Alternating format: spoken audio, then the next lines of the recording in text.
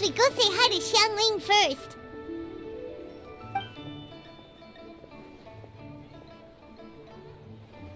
Huh? Xiangli? What a pleasant surprise meeting you here! Oh?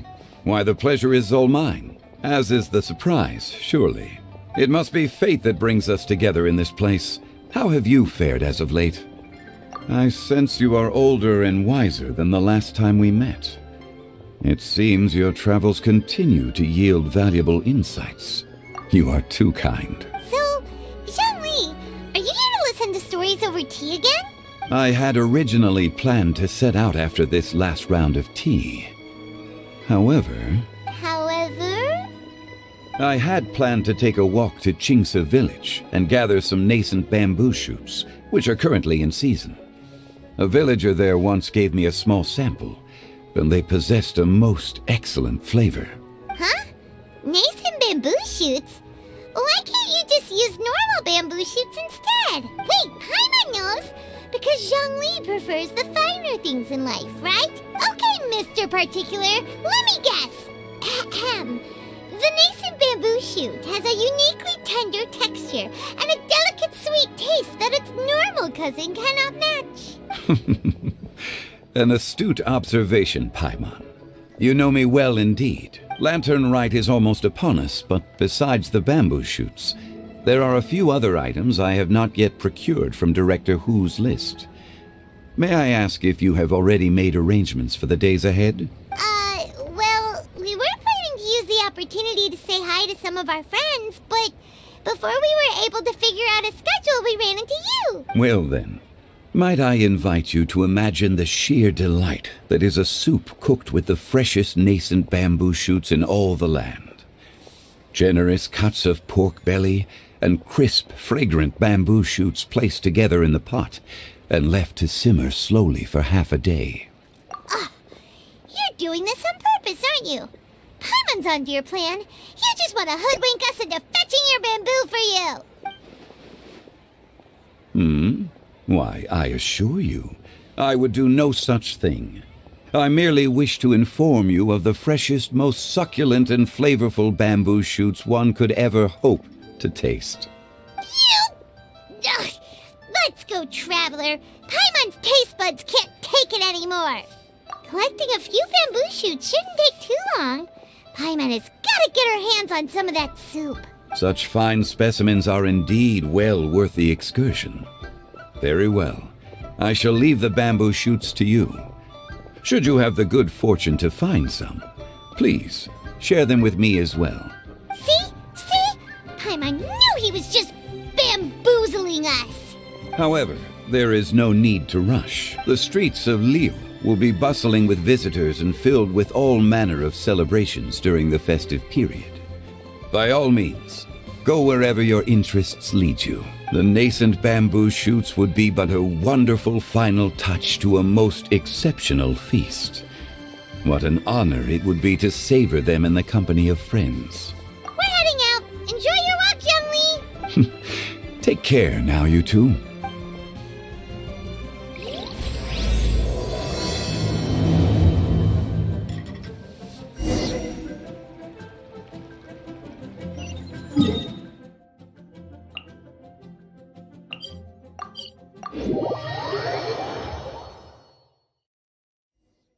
Bamboo shoot, nascent bamboo shoot. Oh, this one's only just sprouted, and it looks super fresh. Paimon thinks this is the one.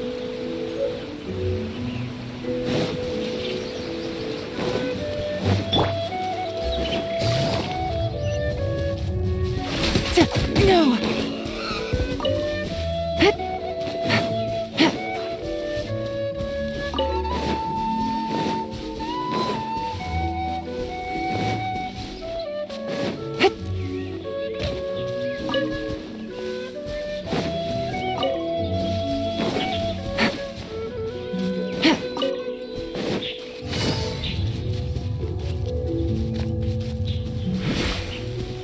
These should be enough. Let's head back. Help! Help! Did you hear that? Someone's calling for help. It's coming from over there.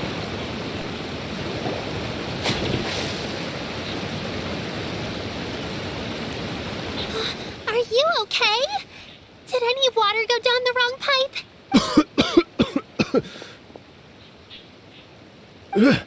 I think I'm okay now. Thank you so much. That was scary. Well, at least you're all right. All thanks to your savior here. Oh, a little girl? Greetings, everyone. My name is Yao Yao. It's a pleasure to make your acquaintance. Whoa, she's so well-mannered. My name's Paimon, and this is the Traveler. I'm Dvorak, a musician from Fontaine. I came through Stone Gate, intending to head towards Liyue Harbor, but then I became captivated by the beautiful scenery, and before long, I was completely lost. Just now, I was so mesmerized by the waterfall that I slipped and fell into the water. If it weren't for Miss Yao Yao's help, I shudder to think what might have happened. It's all right, Mr. Dvorak. The splashing around the bottom of the waterfall means the stone path is always wet and slippy. You definitely have to be careful. Next time you're exploring an unfamiliar environment, try to focus on what's right in front of you. Don't let your mind wander. As long as you watch your step, accidents like this won't happen anymore. Yes, ma'am. I understand. I'll remember to be more careful next time. Oh, are you hungry, sir? Oh, I'll be fine. Please, sir, it's quite all right. I was born and raised here in Liyue. It's only natural for me to extend my hospitality to any guests who are passing through. I expect you still have quite a long journey ahead of you. It's very important to keep your energy levels up. I still have some lotus flower crisps left in my backpack. Why don't we split them between the four of us? Aw, what a thoughtful kid! She even has some for Paimon! You're welcome. Mmm, so tasty. If only there were more. Having a healthy appetite is a good thing. It means Paimon's still growing. If I'd known I was going to run into you, I would have made a second batch. Hope you're taking notes, Traveler. This is how you treat your Paimon. What do you think, sir? Are Liyue snacks to your taste? I wonder if they're not sweet enough. No, they're perfect. When I was traveling through Mondstadt, I had a chance to try one of their moon pies. It had a meat filling, unlike these crisps. But apart from that, it seems like they follow a similar cooking process. Both are delicious in their own way. As for Fontaine's cooking, though, it's been a long time since I've had a taste of home. Sounds like you spend a lot of time on the road, huh? I do. It's part of my job. I'm one of the main organizers of the Iridescence Tour. Iridescence Tour? The Iridescence Tour is one of the biggest music festivals in Fontaine. We're looking to expand, though. Our aim is to hold a festival in every nation. At least, all the main organizers share this goal.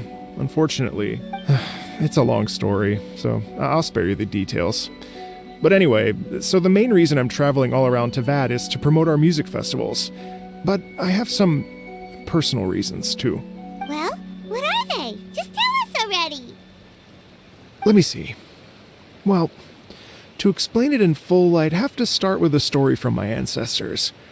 I don't want to take up too much of your time. Oh, I love listening to stories. Mm-hmm. We want to hear it too. Okay, then I'll start from the beginning.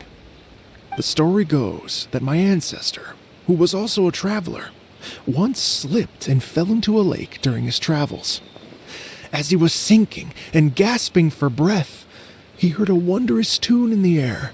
They say it was the most beautiful, moving melody he had ever heard. Even in that life and death moment, the ethereal music seized his full attention and almost made him forget the fact that he was drowning. When he finally came to, he found that he had already been brought ashore. Not too far from him stood an unfamiliar woman with an almost divine aura. Once she saw that he was no longer in danger, she left without a word. My ancestor tried to run after her to give his thanks, but although a mere dozen paces separated them, no matter how quickly he gave chase, he drew no closer and remained a dozen paces behind. In the end, all he could do was to bow in thanks to the woman as he watched her walk away towards the rivers and mountains in the distance. before at last he turned around and made his way home. Once he returned to Fontaine, he began to learn an instrument so that he could spread his story far and wide, just like the bards. After generations of retelling, embellishing, and dramatizing, people have come to think of that lady as something like a fairy. The story's become something of a local legend in Fontaine. It's called The Lady Overlooking the Lake. People now say that if you go down to the lakeside and play an instrument, so long as you play a pleasing melody, you will hear a fairy lady who is hiding out of sight, playing along with you. Wow! Well, yes. As it stands now, it's become a touch too romantic and detached from reality. But I understand the original story and its historical grounding better than anyone else. I wanted to find out the truth of this tale. So I decided to retrace my ancestors' steps and search for that lady's modern-day descendants. Of course, there's no way of knowing where my ancestor fell into the lake all those years ago. So I always knew that the search would be akin to looking for a needle in a haystack. I've spent many years on the road now, and I'm nowhere near as fit as I was in my youth. The wish that I've spent half my life chasing after has now become something of an obsession. Well, I haven't lived half of my life yet, but still, I understand how you must feel. Paimon too! It's like... imagine if you saved the center of a lotus flower crisp, which is the best part, by the way, because you wanted to eat it another day. But then suddenly, sploosh! It falls into the water, never to be seen again! Paimon would definitely remember that for the rest of her life. There's no need to feel sorry for me. I've made some progress over the years. For example, I've concluded that the story must have taken place in Liyue. Oh, so you finally found a lead? Yes, in fact, that's an intriguing story in and of itself. I'd always known that Mondstadt is the city of song and freedom, but more recently, I heard that the Animal Archon returned to Mondstadt for a festival in the fall, and learned that he himself is a patron deity of music. So I prayed for the Animal Archon's guidance in the Mondstadt Cathedral, and as soon as I set foot back outside the front gate, I noticed a cluster of leaves being blown in the wind further and further west, towards Stone Gate. A friendly local told me that this meant the wind was guiding me in the direction of Liyue, so I followed their advice and made my way here. Right? You get it! I knew I'd find someone that agrees with me eventually. Are you sure? It sounds a bit too much like one of those fake legends told by those treasure hoarder guys to scam gullible grannies from Jingsa Village. Rex Lapis has returned to the world. Just give me some incense and a little more towards the travel fees, and I will pass your gift on to the Lord of Geo and ask him to keep you and your family safe and well. And so on and so on. Don't worry, Yao Yao. We have a lot of experience with deciphering omens and stuff. And anyway, you only got scammed if you handed over Mora, right? Actually, to express my gratitude, I did spend rather a lot of Mora on several bottles of fine wine, which I left at the Statues of the Seven along the way. Oh dear. Well, how about this, ladies and gentlemen? Why don't I bring you all to Yujing Terrace to see Miss Ganyu? I don't know very many people, so I can't help you out much, but Miss Ganyu and the Qixing know just about everything. If you've been scammed, they'll help you get your Mora back. And if the wind was telling the truth, and you want to keep looking for that lady's family, they'll be the best people to ask.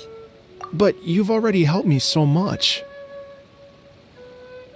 Well, I was going to take some new medicinal herbs and plants I picked to Miss Ganyu anyway, so it's no trouble at all. You know what? It's been a minute since we saw Ganyu too. It should be nice to pay her a visit before Lantern, right? All right. Well, my sincere thanks to you all. I will never forget your kindness. Okay, everyone. Please follow me. I'll be your guide. Remember to watch where you're going, okay? Uh-oh. Paimon's out of a job. Oh well. Paimon will just be a cheerleader instead.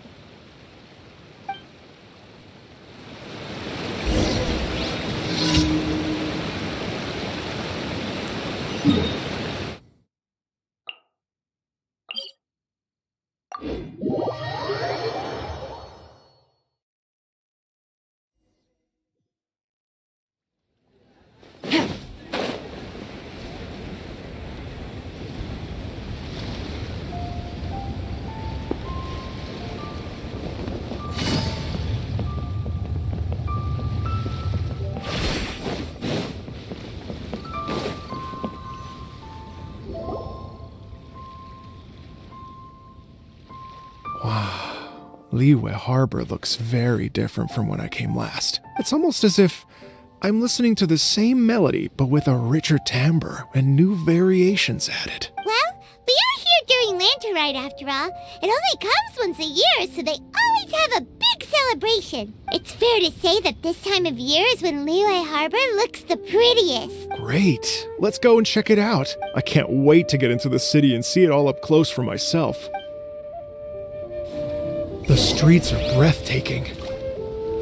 Smiles and laughter everywhere I look. It's contagious. I can almost feel the music in the air. I have the urge to start waving my conductor's baton. I'm glad that you're enjoying the city.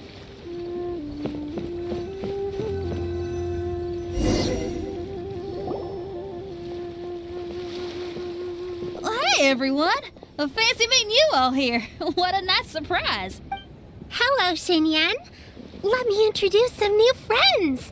They are... Traveler, Paimon, and Mr. Dvorak, right? I've known them all for quite a while. When I was last here to advertise a Liyue stop for the Iridescence Tour, Xinyan was one of the few people willing to give me the time of day. Well, feels like I've been chasing this Iridescence Tour bandwagon halfway around the world, but I keep getting stood up. What's going on, Mr. Dvorak? I'm so sorry, Xinyan. We've had a string of terrible luck recently, and every time we've tried to put on a show, something or other has come up to stop our plans from materializing. Is that right? I guess it can't be helped. So, what brings you to Liyue Harbor at this time of year anyway? Thinking of putting on a music festival during the Lantern Rite celebrations? A Lantern Rite music festival? Yes, please! No, I'm actually here on personal business this time. Oh, so no Lantern Rite music festival? I mean, that's not just up to me. Hosting a music festival takes a lot of funding and personnel. Moreover, I've never worked with the Liyue authorities before. Even if I were to start putting something together right now, I think it'd be too rushed. Wait, but we're going to meet the Liyue Qixing, aren't we? And they're the ones in charge. Uh-huh, that's right. Miss Keqing and Miss Ningguang can make anything happen. You mean... what? This is the perfect opportunity! Well, sure, it might not work out, but it can't hurt to bring it up as a suggestion. That's the spirit! See, even the Traveler agrees with me. Mr. Dvorak, don't let yourself be put off by the fact that a few things haven't worked out recently. As for the performers, I can put you in touch with some local artists. My friend Yunjin is a well-known opera singer in Liyue. With her support and a commissioned song from the Yunhan Opera Troupe, we should be able to get something going. But what about you, Xinyan? Are you just going to sit this one out? What do you take me for? If we actually manage to make the Iridescence Tour Lantern Rite Grand Concert a reality, you think I'd let anyone else perform the opening act? Wow! There's that rock and roll spirit! What do you say, Mr. Dvorak? Okay. I'll give it a shot. But the opening act is not something to be chosen lightly, Xinyan. I will judge your work by the strictest of standards, so please make sure you are fully prepared. Are you kidding? I thought you'd never ask. Whew, guess my shopping time's getting cut short. I'm gonna head back right away and start working on this. Yao Yao, if you run into your senior on the way to the Qixing, please send her my regards. Okay, I promise I will. Good luck with your music, Xinyan. You've got this, Xinyan! So about the senior of yours Xinyan mentioned just now. Is that anyone we know? Yes, it's Xiangling. She's mentioned you two before. Xiangling's always thinking about cooking. Whenever she gets scrapes or burns, she just leaves them to heal by themselves. She definitely needs someone around her to look after her. I know you must have looked out for her a lot too in the time you've known her. So, thank you for that.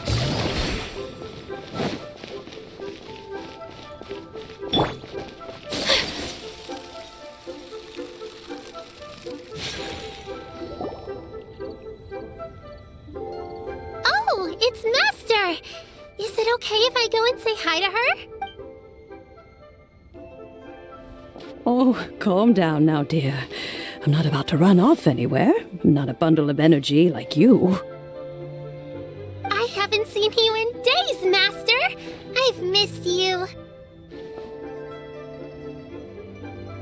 Oh, bless you, Yao Yao. You do say the sweetest things. Ah, look who it is. Visiting friends during the lantern rite, are we? You're half right, Madam Ping. We were also trying to help out Mr. Dvorak over here. We were on our way to take him to see the Qixing. Hello, ma'am. I am a musician from Fontaine and an organizer of the Iridescence Tour. I don't suppose you've heard of it. Master! The Iridescence Tour is a super famous music festival. Oh, an old lady like me wouldn't know much about that sort of thing. A music festival, you say? It sounds terribly exciting. Oh, right! Madam Ping, how would you feel about that? You're an elder of Liyue, and you know all about Liyue's cultural traditions. Hearing your thoughts would definitely help us figure out how best to approach it. For example, do you think it might be a bit too modern, or is there any other issue? Why, not at all. Music pays homage to history and culture, and it can also be a bridge between different civilizations. Times change, and the music enjoyed by the youngsters of today is no doubt very different from the tunes I was accustomed to in my youth. Nevertheless, all fine things in life can be appreciated. And so, I look forward to it immensely. Hear, hear. I do believe that, my own dear grandmother aside, you are the wisest old lady I've ever met. Goodness gracious, you're all being suspiciously sweet today. Yao Yao, whatever have you been feeding them? Master, you're in such a great mood today. You're even cracking jokes with the rest of us. Oh, well, I'm sure you must have plenty to be getting on with. Yes? Run along now. Don't let me hold you up. Thanks, Madam Ping. We'll see you again soon.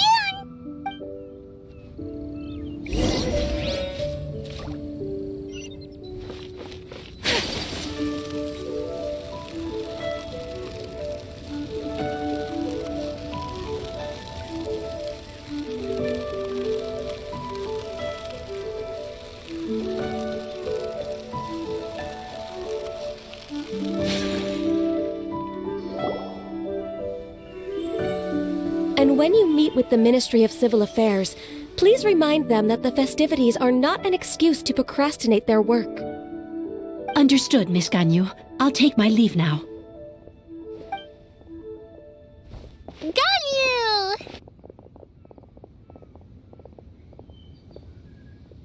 What brings you here, Yao Yao?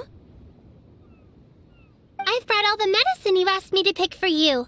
Oh, and here's a pack of sweet flower seeds as well.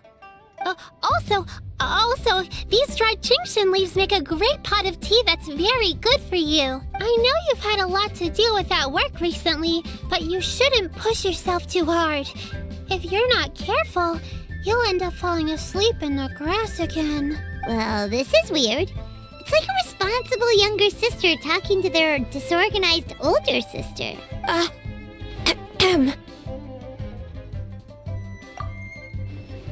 Thank you, but Paimon's criticism is quite valid.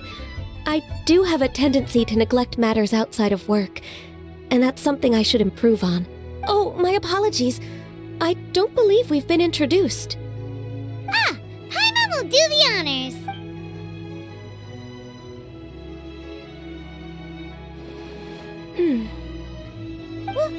What's wrong? Did Paimon go over everything a bit too fast? It's definitely an ambitious plan. If there's anything you didn't quite catch, Paimon's more than happy to go over it again. Oh? Well, the Lantern Rite is the most important festival of the year. Our celebrations must not only be visually spectacular, but also appeal to the tastes of Liyue citizens from all walks of life. The Iridescence Tour is relatively unknown in Liyue. It's difficult to predict how a brand new show will be received. It would be quite risky for us to bet everything on this one music festival. All very valid points. I completely understand. Therefore, we will not replace or cancel any of our pre-existing program. However, I will submit a proposal requesting to put the Iridescence Tour special performance as the final act of this year's festivities. Some live music will certainly add to the festive atmosphere on the night of the Lantern Rite. As for the venue... Let's reserve a space at the docks. Yes, my thoughts precisely. Now I just need to take some time to give this proposal some polish. As long as I clearly lay out the pros and cons, and highlight the key points of the proposal, given that Ping and the Traveler have both given the idea their blessing, I'm confident that Qixing will be sure to give it serious consideration. Mr. Dvorak, I will need to discuss with you the number of musicians who will be coming to Liyue, as well as their catering and accommodation requirements. Oh, yes, certainly. Let's step to the side and discuss further.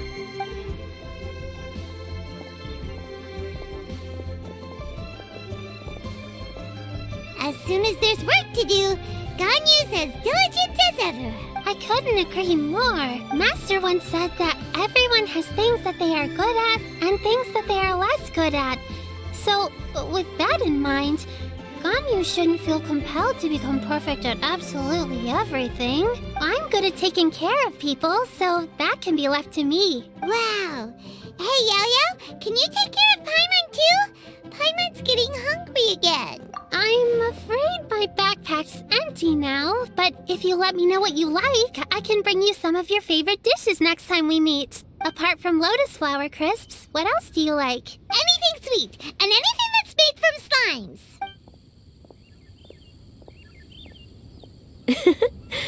Here's what I've drafted so far. Anything else you want to add? No, this is excellent. I'm racking my brains, but I don't think you've missed a single thing. Perfect. Then we'll leave it as is. I'll go make an official copy. Oh, perfect timing. We were just wrapping up our discussion here. Not at all. Every second counts for a complex proposal such as this. I will inform the Qixing of this development immediately. Please give me a moment to pass on the message. Yao Yao, thank you for bringing my herbs. I will make sure to take them. Remember to make tea from them first, Ganyu. You mustn't just chew them raw. I will. Okay, I should be getting back. If Yao-Yao stays out for too long, Mom and Dad will be worried sick. Everyone, I'm sure that the music festival will go off without a hitch, so don't worry. And in case I don't see you before, I wish you all a very happy Lantern Rite. Thank you, Yao Yao. Happy Lantern Rite to you, too. We should go get dinner together sometime!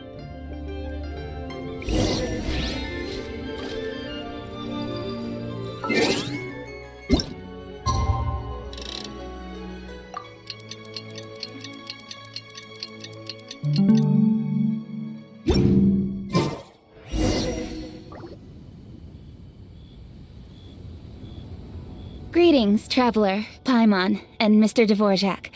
Call me Kuching. Ganyu has brought me up to speed on everything. I'll get straight to the point. The Qixing have approved Ganyu's proposal. Over the next few days, I will be working with Mr. Dvorak on behalf of the Qixing to facilitate the organization of this concert. Yay! That's awesome! Please, the Qixing have a duty to deal with matters such as these. We have merely moved things forward to the next step. On a more personal note, I am an avid supporter of all things new and innovative. As such, it is my privilege to work with you on this exciting project. Thank you so much, Kuching.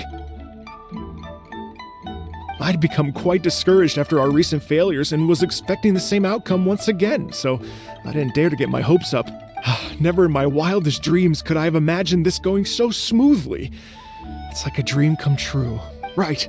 Time for me to call in the performers. To stage a concert at a high-profile event like this is a rare opportunity. We'll make sure it's a night to remember. Yes! Our music band's finally getting fired up! Yes, indeed.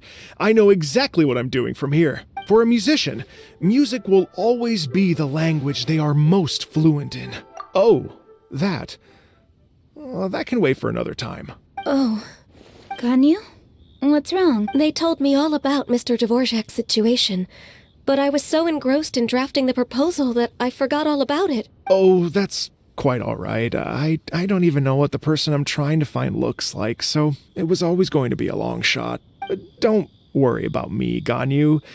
Your time and energy are needed elsewhere. I'm sure you already have plenty to deal with between this concert and everything else going on during the Lantern Rite. Thanks. It was just that I had a few initial thoughts when I heard your story.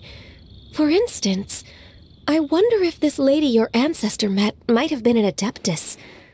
What do you think? To tell you the truth, Mr. Dvorak, I am somewhat related to the Adepti myself. I am part human and part Qilin.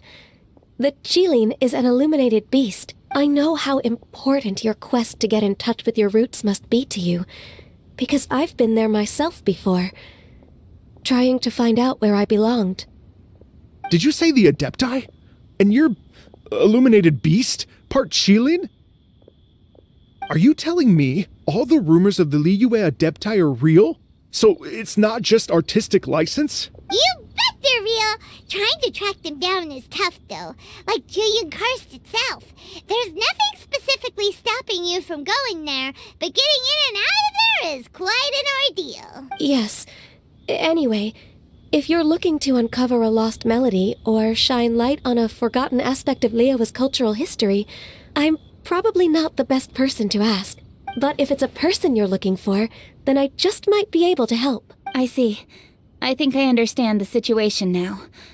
In that case, Ganyu, shall we divide the work between us? Yes, that was also my thought. Great.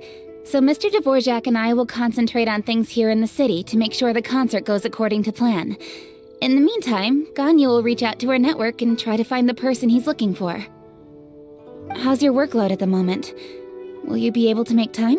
I can probably get through everything in 2 days, as long as I don't sleep.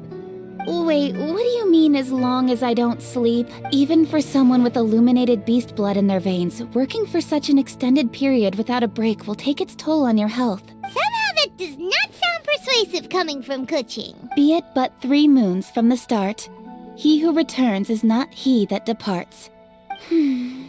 Even I know the importance of maintaining a healthy work-life balance. In that case, 3 days. All right, I can work with that. If you have the time, would you join me for this search? You're well known to many of the Adepti and respected among the people. I'll feel much more at ease with your company.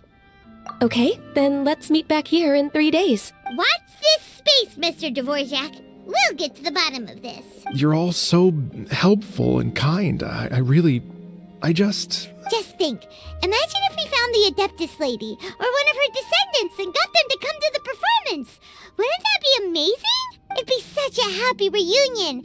And that's exactly what this festival's all about. You're right. Okay, I'm gonna pull out all the stops to make this Lantern Rite a true extravaganza. We should probably get going. Mr. Dvorak, could you come with me to confirm the site? Ooh, we're coming too! I was wondering, what are your thoughts on music? What does it mean to you? Music sounds nice? Truth be told, the question of what music means to people is one that I've been pondering for quite some time. Let's revisit this question after the concert.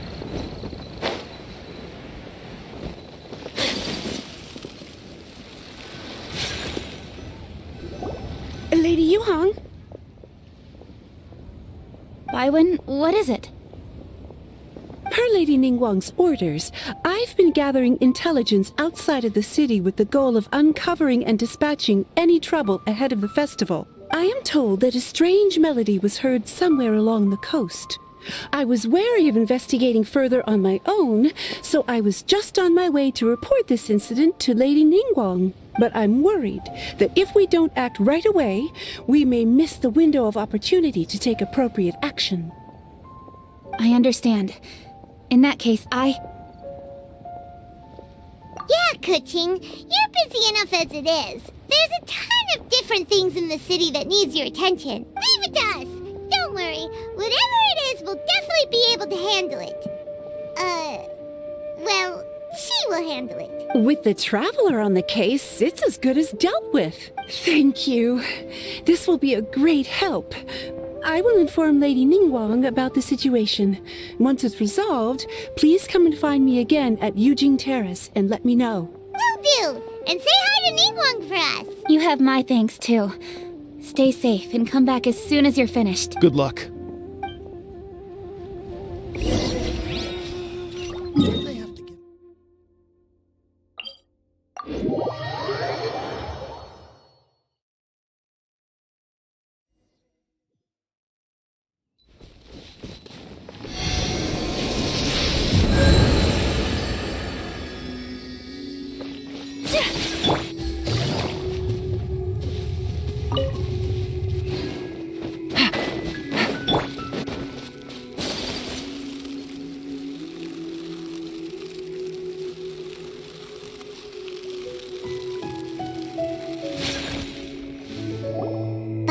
This strange tune was coming from around here, right? But Paimon doesn't hear anything. I was just wondering who in their right mind would come out to a place like this. So, it's you two. Yeon! How'd you sneak up on us like that? You nearly gave Paimon a heart attack! You look pretty alive to me. Can't have spooked you that bad. Fair enough. Ah, you're here for that too? Saves me a bit of explaining. Come with me. I've already reconned the perimeter, so we should be safe.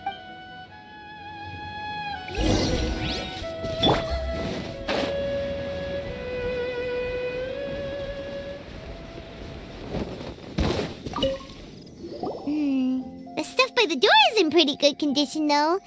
It can't have been too long ago that someone was last living here.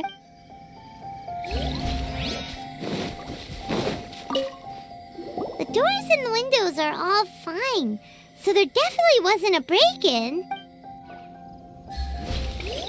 Take it easy. This place is completely empty. There's nothing valuable left here at all.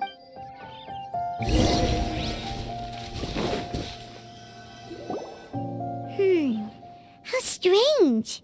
It looks like it's been looted, except for the fact that there's no sign of a struggle. The bad guys could have sneaked in while the owner was gone, but then how do you explain why the door and windows are intact? Seems you've done a pretty thorough inspection. So, any theories on what might have happened here? Yeon, you didn't hide some of the evidence from us on purpose, did you? Why would I make this more difficult for you? We're on the same side here. Okay, well, Paimon gives up then. Paimon's got nothing. What about you? Give up as well? Your instincts are pretty good. Or perhaps it's not instinct. The strange melody is one of the few pieces of information you have available after all. Let me share a folk story with you. A long time ago, there used to be a group of bandits in the Liyue countryside who would sound a horn every time they were about to raid a village. But it wasn't a rallying cry to rouse their fellow men. It was a disconcerting tune, meant to intimidate the weak and warn them of their impending doom. To escape with their lives, the villagers would abandon their homes and flee overnight, taking only their most valuable belongings with them. Everything else was left behind. The bandits were eventually brought to justice, but the fear and trauma remained in the villagers' hearts. Whenever they heard that melody, they would feel like their lives were in danger once again, and flee immediately. The culprit of this crime exploited that very fear to get access to this house without having to force their way in. That's quite the story. The victims obviously will have gotten quite a fright, but at least they won't be in any great danger. The important thing now is to find this copycat criminal. On any other day, that'd probably be a good idea. Unfortunately, it's not gonna work today. Take a look around and you'll see what I mean. This criminal is clearly well-versed both in using music to commit crimes and in making a clean getaway. Not only did they stay off the muddy road to avoid leaving footprints, it looks like they were also careful not to bring any gadgets with so much as a trace of elemental energy. Evidently, they were intent on keeping even the most experienced investigators off their trail. Unfortunately for them, I'm one of the best trackers in the business. They're not about to get away with their little scheme on my watch.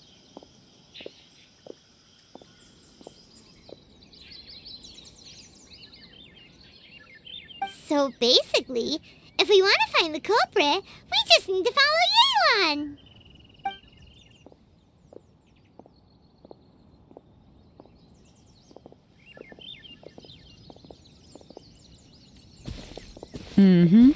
As long as you can keep up. Since the culprit's trying to be cautious and low risk, I'll bet they left through an area with some vegetation for cover, but not so much that it would slow them down.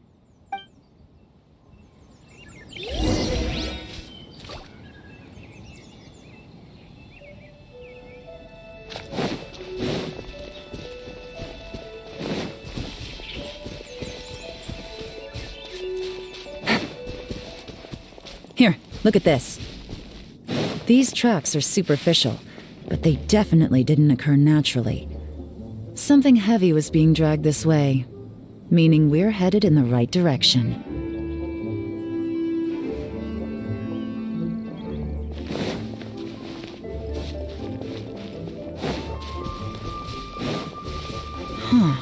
Their pace has increased.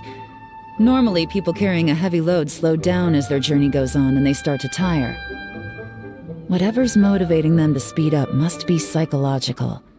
For instance, reaching the home stretch.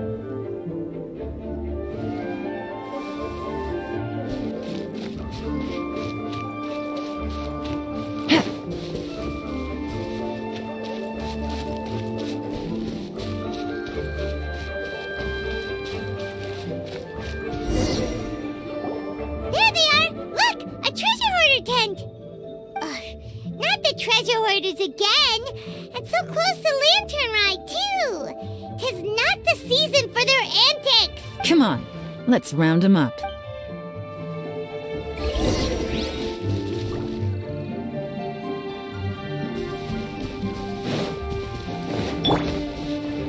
Take flight!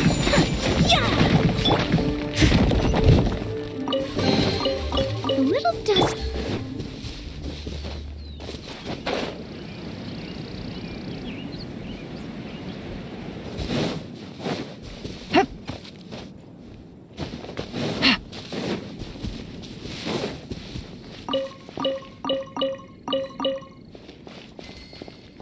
Take it easy.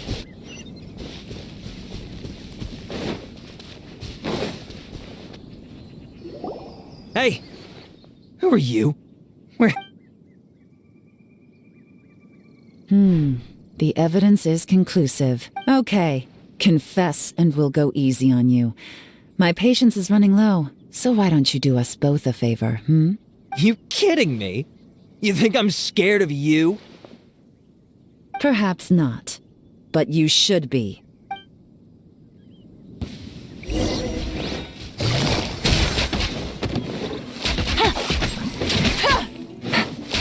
Curses. Seems like you're not all talk after all, but there's no going back now. Better up my game. Mercy! Have mercy! Oh, it's a little late for that. I've come this far, I might as well finish the job. I surrender! I surrender, please! I'll do whatever you say. Please have mercy. Tell us everything. You have one chance, and I'm warning you. Don't make me ask twice. I won't, I swear. So Lantern Rite's nearly here, and like a lot of people, I wanted to buy a few nice things. I know I'm with the treasure hoarders and everything, but I don't really have any kind of experience with robbing people and whatnot. So I don't have the guts to break into somebody's house. Wow, you're really going to complain to us about that? No, not at all. I'm just telling it how it is. Okay, continue. I racked my brains trying to think of what I could do, and eventually I remembered something from back when I was a kid. The bandits would blow their horn, and my grandma would grab us kids and run. I remember the tune, so I figured I'd try it for myself. I mean, just to see what would happen. At first, anyway, I seriously didn't expect that family to pack up and leave. But they did, and they just left all their stuff right there for the taking. It was too easy, I couldn't resist. It was completely wrong of me, I know that now. I'll return everything that I took. It's all still in perfect condition, and it'll be like it was never gone. Please, give me a chance, huh? Let me make it right. Give you a chance, huh? Sounds to me like you'd rather strike some kind of a deal than spend Lantern Rite behind bars. Yes? Yes? You know how to bargain, I'll give you that. It's just a pity that you didn't confess at the first opportunity. You'll have to take a walk with me. Once we've returned the goods, we'll find the owner of the house, and you can apologize to them in person. After that, I'll escort you to the Ministry of Civil Affairs. Yes, ma'am! You know, as a former victim of this kind of crime yourself, I doubt anyone understands the fear you inflicted quite as well as you do. Does your greed matter more to you than your fear? More to the point, if you can play a tune from memory, don't you think you should be capable of making an honest living? You mean... That's enough hints for you. You'll have plenty of time to reflect on all of this yourself. There's not much left to wrap up, so I'll take it from here. Guess this is where I'll say goodbye. What is it? Is there something else? I'm still not sure how you first got your hands on this information, so play it safe when you get back. Don't mention to anyone that you ran into me out here. You helped a lot with the investigation and arrest anyway, so it's perfectly fair for you to get all the credit. Just take it. It works better for me, too. See you when I see you. And happy Lantern Rite. Yaron's such a pro at this.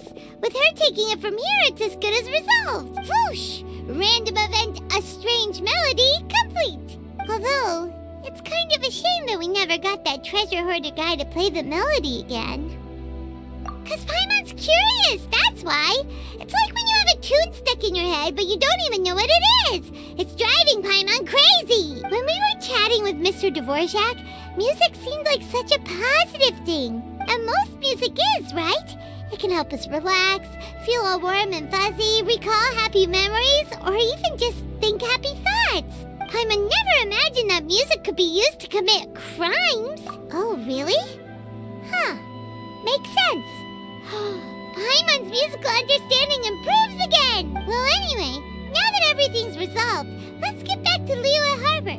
Byron's still waiting for us with our random event rewards.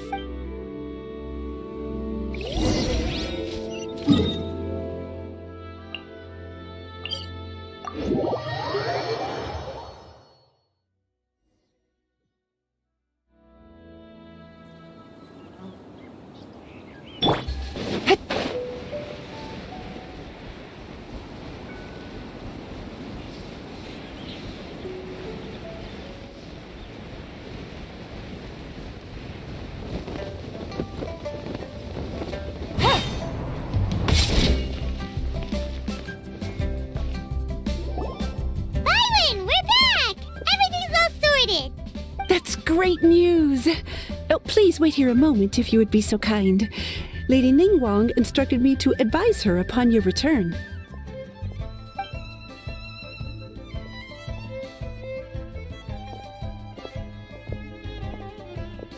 My greetings to both of you. Long time no see. No need to be so formal with us, Ningguang. We've known each other for a long time now. You must be super busy with all the preparations for Lantern Rite. Don't mind us. On the contrary, I think it is those that I have known longest to whom I should extend the greatest courtesies. Alas, on a different day, I would invite both of you inside for some tea and a brief respite from your travels. But you're quite right.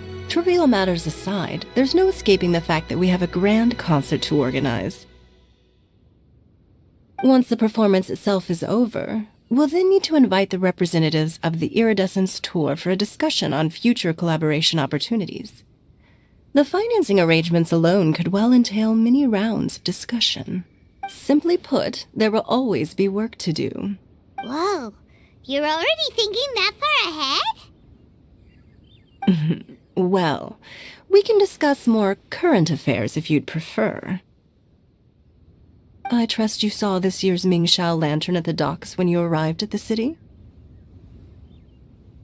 Yeah, it looked like a goose. Which Adeptus is it modeled on this time? Sea Gazer. I believe you're familiar with the name. Legend holds that he was free-spirited and easygoing. People described him as a cheerful soul and a loyal friend. On this marvelous lantern rite, we pray that the fallen heroes may be guided home. If the sound of music can flow like the rivers and streams into every corner of the land, perhaps the souls of those who have gone before us will hear the song of a new era. I wonder whether the melodies will be to their liking. Oh, they're gonna love them. I'm sure of it. At least, if the guy you mentioned is anything to go by, the Adepti and Heroes of the Past sound like a positive and free-spirited, cheerful bunch. They're sure to be open to new music. Well, let's hope so. I heard that you'll be going on a search with Ganyu to find the descendants of a fairy lady from a Fontaine legend. I'm sure this quest to uncover the truth behind an ancient story will turn into a most charming tale. Do share it with me, won't you? I couldn't bear to miss out.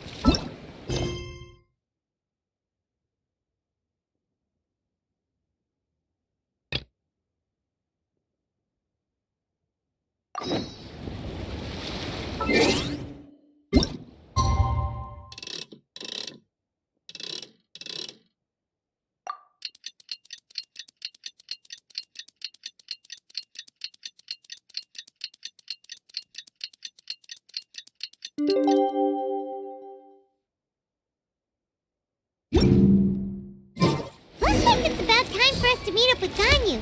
Let's head to Yujing Terrace.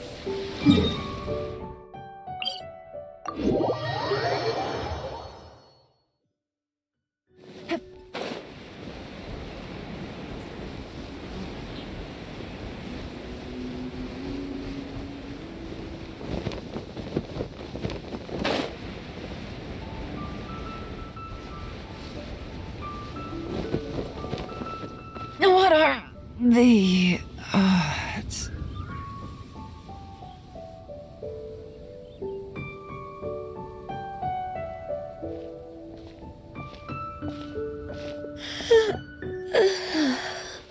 Greetings, Traveler and Paimon.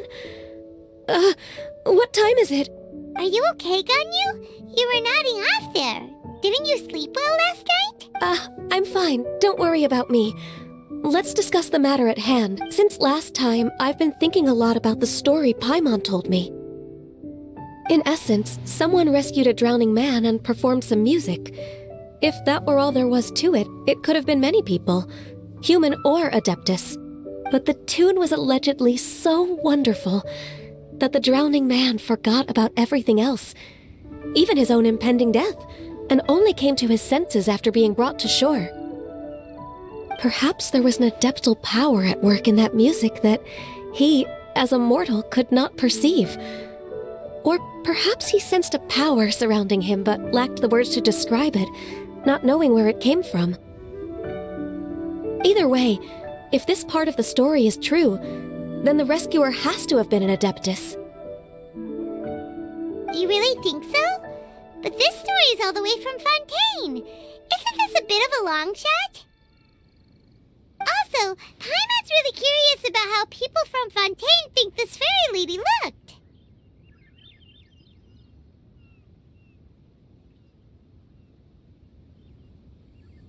Ooh, like a crystal fly's wings? That would be pretty cool. But Paimon definitely can't imagine any of the Adepti looking like that. Actually, Ganyu, if you had to save a drowning person, how would you go about it? Huh? Me? Well, I'd get them to the shore, and then I'd probably hide behind a tree and watch them for a while. Once I was sure that they were going to be okay, I'd slip away without a sound. Got it. So basically, Ganyu's the type of person who doesn't like taking credit for her good deeds. No, it's not like that. I'm just not very good at explaining things. And I also find it really awkward accepting other people's gratitude. Well, what if this Adeptus in the story had a similar attitude? That would explain why she just left without saying a word. She was probably thinking something like, one was merely passing by and saw fit to address this egregious disruption to one's graceful zithering at once. You may keep your thanks to yourself. That was actually a very good impression of Cloud Retainer, Paimon. As far as I'm aware, Cloud Retainer isn't the most musically gifted. Still, we can't completely rule her out just yet.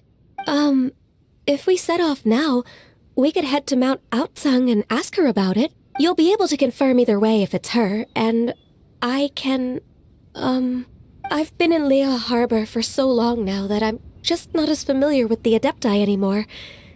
If there's anything we want to know about them, she's the best person to ask. Sounds great! And we're pretty close with Cloud Retainer by now, so we probably don't even need to bring her food this time, right? I've prepared a gift for her to mark the festival, just in case. However, Cloud Retainer spends most of her days studying mechanisms in her abode. She's on her own so much of the time that the moment she has someone to chat with, she just... Never mind. I promised I'd help Mr. Dvorak, and now that I've made the contract, I can't be having second thoughts. Traveler, Paimon, let's set off for Cloud Retainer's abode. Seems like this is a tough decision for Ganyu, but she's made up her mind now. Paimon gets why she'd be so anxious. Okay, how about this? If Cloud Retainer tries to start telling stories about her again this year, we should pipe up and change the topic. Wait, did she leave already? Hey, Ganyu, wait up!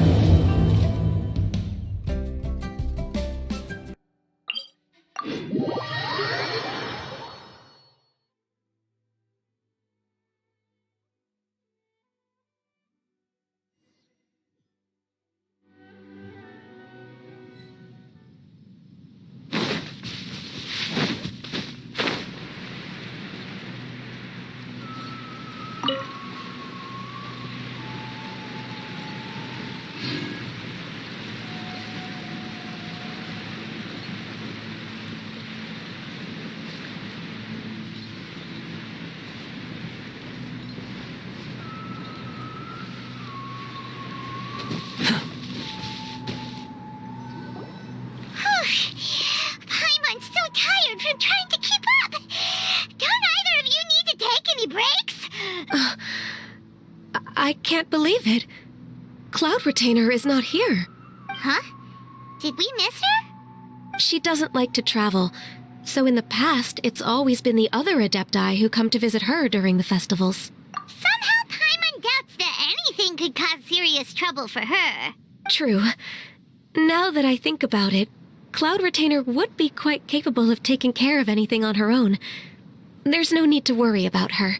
Since she's not here, I guess the next step is to check all the other Adepti abodes, one by one. Uh-oh. Will it involve a lot more traveling? Got it! Paimon has a great idea! Please go on, Our goal here is to find the Adeptus that helped Dvorak's ancestor, right? We can't hear any music right now, but if she's really as nice as the story suggests, she'd definitely come to help anyone who was drowning, right? Yes, I think that's fair to say. So, all we have to do is get the Traveler to pretend to fall into the water, and the Adeptus will come to the rescue! You know perfectly well that Paimon can't swim! Paimon would sink like a rock! Just trust Paimon! The water's pretty deep over there! Quick, swim to the very center! The wind rises.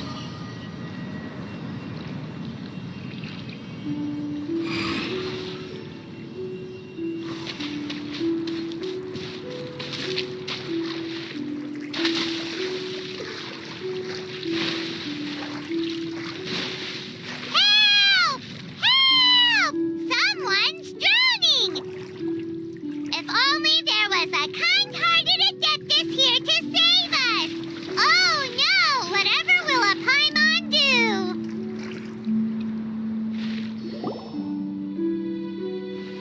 do? What is going on?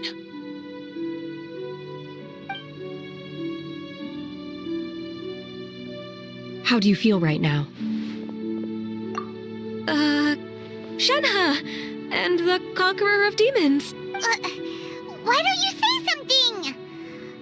Please don't make Paimon explain it.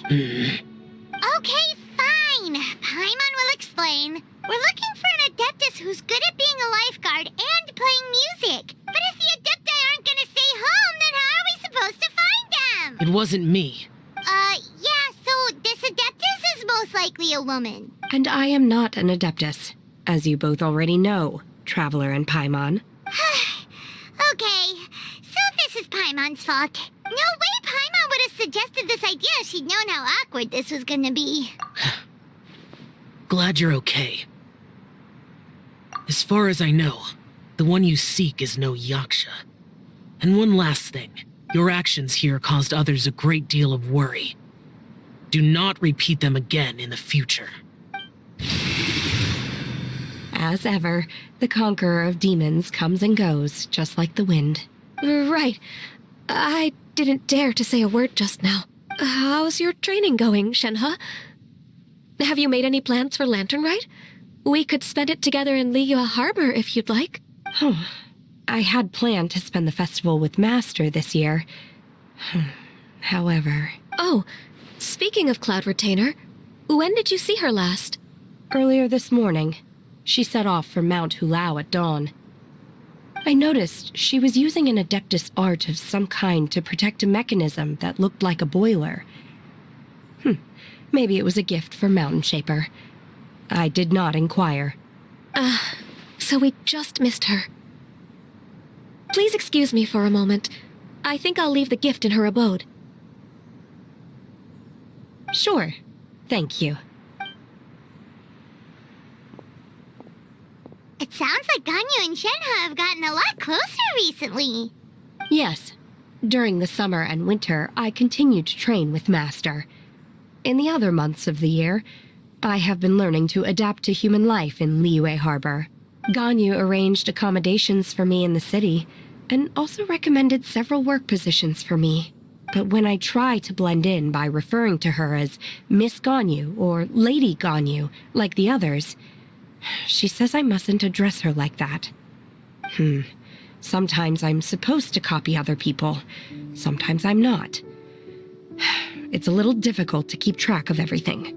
Oh, is that what it is? Noted. So, you came looking for Master today because you wanted to ask her about the Mystery Adeptus. Is that right? Yep. Oh, speaking of that, have you ever heard any music while out training in the mountains? Music? What is that? It's, a kind of a happy or relaxing sound, or, a nerve-wracking sound, or even a terrifying one. Okay, I'm done. I also left her a note so that she knows where to find us. We won't miss her again. Yay! That's really helpful. Thanks! We were just talking about this thing called music, and based on Paimon's description, I do believe I hear it every day. Please follow me. Oh, really? Great, let's go!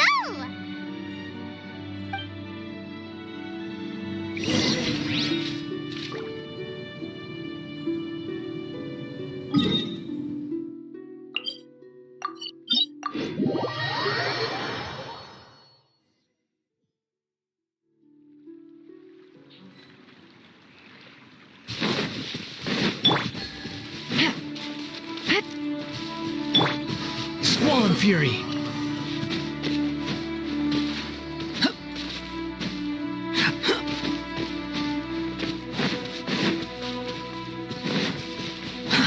Too slow. This is the place. I enjoy training here to the sound of music.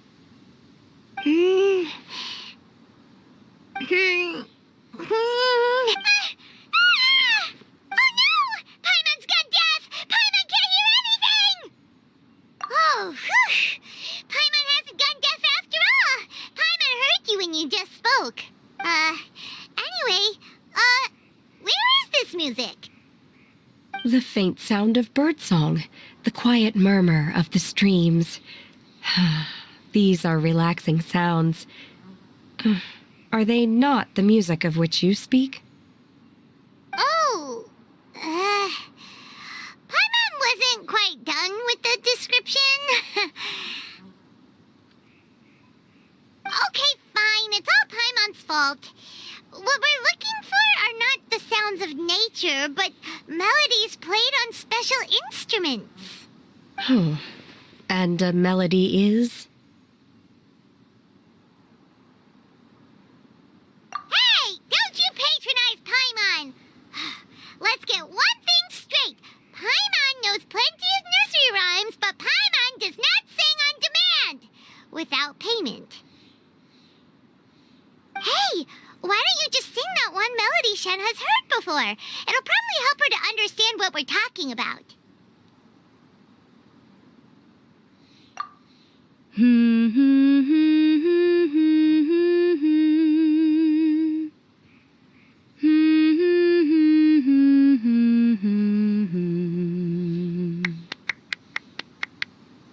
Oh, was that from the opera that Yunjin sang? That was a melody, and melodies can be called music. It felt like I was transported back to the past. In my mind's eye, I could see the Zhao lanterns lighting up the night sky again. We're all there, raising our glasses and drinking to our heart's content on the Jade Chamber. As I watched Yunjin's performance, I felt a warm sensation in my heart. And as the drink reached my stomach, it went from warm to hot. When you hummed that melody just now, feelings from a whole year ago came right back to me, as strong as they were on that day. So that's the power of music. Wow, Shenhe. That was so deep! Music definitely has the power to bring up memories. It's like a time capsule with all the special moments from our life squished inside. What about you, Ganyu? Are there any melodies that have left a deep impression on you?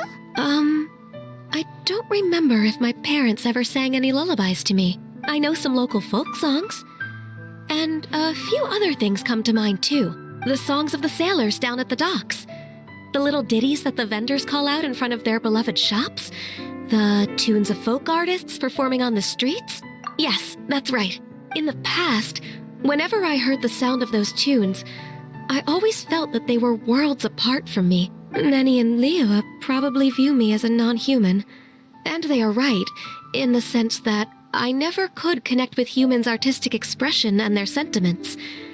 So I haven't been able to integrate into their community and be a part of their lives. At least, that's the view I held in the past. Only more recently did I start to realize that the only barriers are ones that I have erected with my imagination. The way those melodies make me feel isn't all that different from other people after all. They're about mundane details of everyday existence. Life's ups and downs, joys and sorrows. Even though we come from different backgrounds and have different stories to tell, when it comes down to the most common things that we see and experience around us each day in the city, in that sense, we're all the same.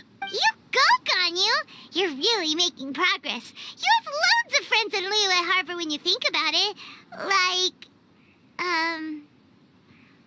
Okay, maybe some are more like coworkers and bosses, but at the very least, Keqing and Shenna are your friends now, right? Yes, I am. Technically speaking, we should refer to each other by the conventional forms of address used among fellow disciples. But now that I know what constitutes a friendship, I do believe we are more friends than co-disciples. Thank you, everyone. Once the days are warmer, I would like to host you at my home in the city. Please invite Keqing as well. I've planted many types of flowers. I'm sure some of them will be to your taste. You are too kind. I couldn't possibly. Nonsense. You are my friend. I have cultivated and cared for the flowers just as you taught me. Once you've seen them for yourself, I am sure you can advise me how to do an even better job next time. I will save some for decoration. We can feast on the rest. Then, thank you in advance. Wait, what is that saying again? If you insist? Do people say that? I'm not completely sure either. It doesn't matter, okay? You got the point across. No need to split hairs. Paimon's more concerned about your idea of a girls' night out. Eating flowers? Really? Does this have anything to do with you both being the disciples of that illuminated bird? Who dares refer to one not by one's Adeptus title, but merely as that illuminated bird? Master, our greetings, Cloud Retainer. Ah! There it is! The illuminated bird has landed! Double humph. Now she has the gall to use it rather than she, even after being chastised once already. Barely a moment has passed since we last met, and yet your impertinence has reached new heights. Very well. If you refuse to learn your lesson, one shall scold you no further. One has received your message from Ganyu. On the matter of the Adeptus you seek, one suspects to know their identity. Well, shall one lead the way? I still have to complete my training for today, so I will bid farewell to everyone here. Very well. Await my arrival at one's abode later this night. On this special occasion, you should indulge yourself with some savory dishes. If you want to release a Shao Lantern, come and find us anytime. Thank you, everyone. Happy Lantern Rite to you too.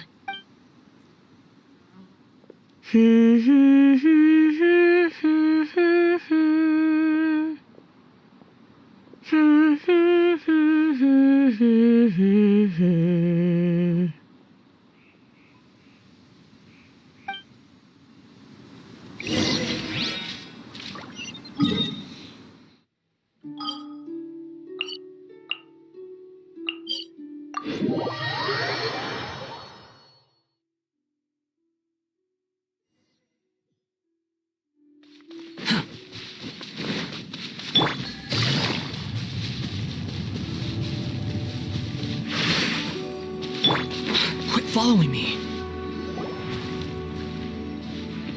Is this Guili Plains? Cloud Retainer, why did you bring us here? Ganyu is of course familiar with the name Guizhong, but have you ever heard of her? Guizhong is another name of Agentis, the god of dust. She was extroverted in nature and adored social gatherings and inventions alike. Long ago, this region was yet a prosperous assembly. Guizhong often invited her friends to visit her home, reserving for us seats around the largest stone table. Sea Gazer would always bring out his latest treasure and place it upon the table. He could be quite the braggart. Though usually a mild-mannered fellow, when it came to those collectibles he was so fond of, he always loved to show them off. Paimon remembers that name. So that's what Sea Gazer was like. He was an old friend and a former rival. One has many memories of him. Once he had brought out the treasure, it would predictably become the center of attention. Neither Guizhong nor one was content to let him just steal the spotlight. So we would then also present our proudest mechanical creations. As Adepti, we were each gifted in our own ways, and naturally proud of our accomplishments in our respective fields of expertise. As a result, one often quarreled with Sea Gazer. His treasures were not even of his own making. He just used his exploration skills to dig them out of the ground. How, pray tell, could he compare to me, when every single one of one's accomplishments were crafted by one's own hand? Cloud Retainer, you are getting competitive again. One digresses. Regardless, every time an argument occurred, Guizhong would come over to watch us during our mutual lambastics. On some occasions, she would join in, and on others, she'd take one of us by the limb and start uttering the most ridiculous nonsense. What kind of nonsense? No kind of nonsense were we spared. Sometimes she would brazenly opine, why argue between yourselves when neither of you could ever hope to beat me? Other times, she would make unsolicited suggestions, such as, once you two are done arguing, let's go to the foot of the mountain and grill some meat. She always sought to make everyone happy, and one must say, she had quite the gift for it. No matter what nonsense she said, one never felt bothered or offended. It also helped that she never referred to one as that illuminated bird or ladybird. Come on, get over yourself! Anyway, just as our impassioned arguments would reach the apex of acrimony, Marchosius would bring his delectable dishes to the table. Who would dare snub the stove god and his wondrous creations? At the sight of him, we would all immediately drop the argument and prepare the table for a night of feasting and drinking. Back then, one was always bothered by how the cups Rex Lapis brought were always too square for one's taste. Can you see yourselves ever enjoying a drink from a square cup? Then you are most tolerant, but that is its own virtue. Even one could never find fault with Marchosius's cooking. As we ate, Guizhong would continue to find topics for conversation, filling the table with humor and laughter. Each of those old fossils had their character flaws and points of obstinacy. So why was it that whenever we dined together, we always had a marvelous time? We would drink together from a spot high in the mountains until the moon set and the sun rose, and only then would the banquet finally come to an end. Streetwood Rambler would often remain to admire the flowers with Guizhong before returning to her own abode. The glaze lilies were far more abundant back then. Entire fields of them would appear to the eye as a veritable sea of flowers. Streetward Rambler? That would be Ping. You probably know her as Madam Ping. Oh, okay. Wait, this is a lovely story and everything, but didn't we come here to find that Adeptus from Mr. Dvorak's story? Or are you saying that it was Guizhong? Didn't she, already, Alas, long has one avoided this place for precisely that reason. The sights here are a reminder of a time long gone, and evoke much sorrow. One should have guessed that you would disrupt one's poignant moment of mourning with your incessant questioning. No matter, one will share the whole story with you now. In times gone by, one quarreled oft with Guizhong concerning mechanical principles. We each had our ideals, and neither would yield. Under the pretext of a social gathering, one invited the impartial Rex Lapis to judge the quality of our creations. But Rex Lapis declared that Guizhong's obscuro vulpus mechanism was superior. Though one was too proud to acknowledge it, in one's heart, one knew that Guizhong was indeed the superior talent in the mechanical arts. As for the story between Guizhong and Streetward Rambler, that begins with a certain bell. In Guizhong's opinion, while mechanisms were no substitute for human composers, they were yet capable of producing simple but fine melodies. But Streetward Rambler believed music to be an expression of the soul, an emotional enterprise that could never hope to be replicated by machinery. They argued endlessly until one asked Rex Lapis to intercede. He confiscated the bell and designated it for ceremonial use. Thereafter, one would often find them convening in the mountains, discussing music, mechanics, and all the affairs of the mortal world. But these good times were not to last. War broke out between the gods, and soon engulfed the Guili Plains. Guizhong was overpowered by the enemy, and fell in battle. When Streetwood Rambler and I arrived at the scene at long last, all that remained among the ruins was her lifeless body. After this, at Streetwood Rambler's request, Rex Lapis granted her the cleansing bell for safekeeping.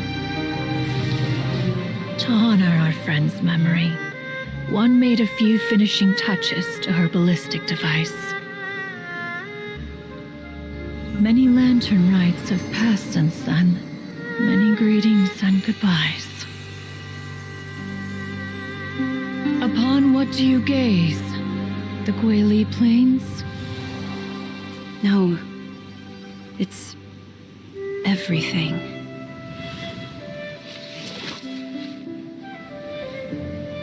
We think of human life as like a lantern that's lit one minute and extinguished the next. But are we Adepti so different? Perhaps as dust settles after a storm, we too must one day return to the world below. One has always been austere and private by nature, and has never relished socializing. One's dealings with Guizhong were born out of discussions on the discipline of mechanics. What? You have loads of friends, and you seem pretty chatty. Just because one is not ignorant of social graces does not mean one is fond of them. One is perfectly capable of partaking in conversation despite being introverted.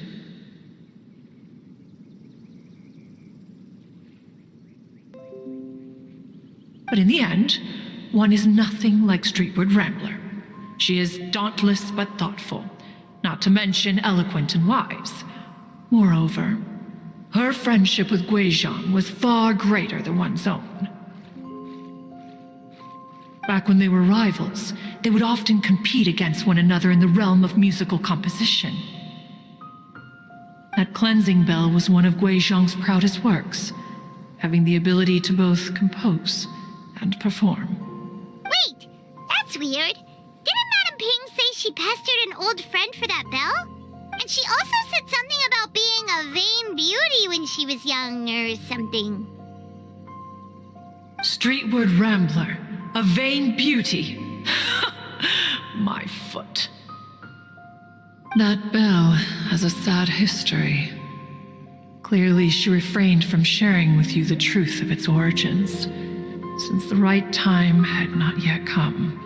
As for her old friend, who else could it be? As soon as Streetward Rambler heard that a certain Zhang Li wished to borrow the bell, she realized that the man was none other than Rex Lapis, and that he had made an enormous decision. After all, we all have known each other for several millennia. Some things between us are implicitly understood. Whoa! So they were talking in secret code? Oh, Paimon did not see that one coming. Enough of your intrusions. Where was one up to? Ah, yes. One remembers now.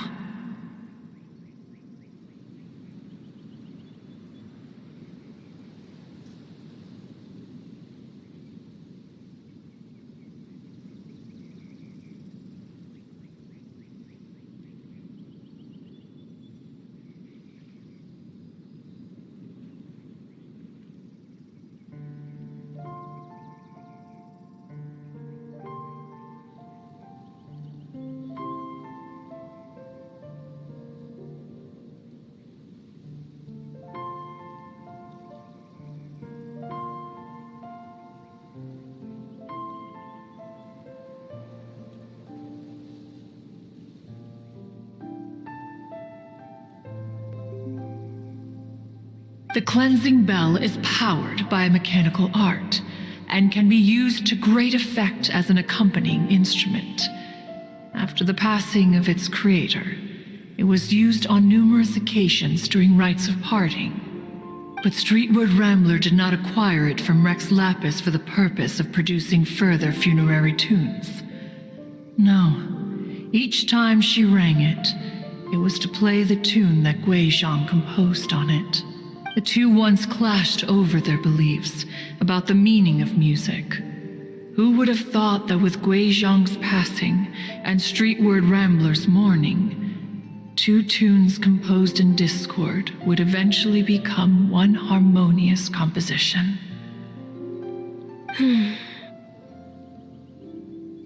Once upon a time, Streetward Rambler also loved gatherings, liquor, and music.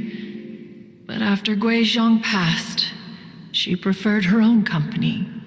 She could often be found sitting alone at a mountain summit, contemplating and reminiscing with her zither.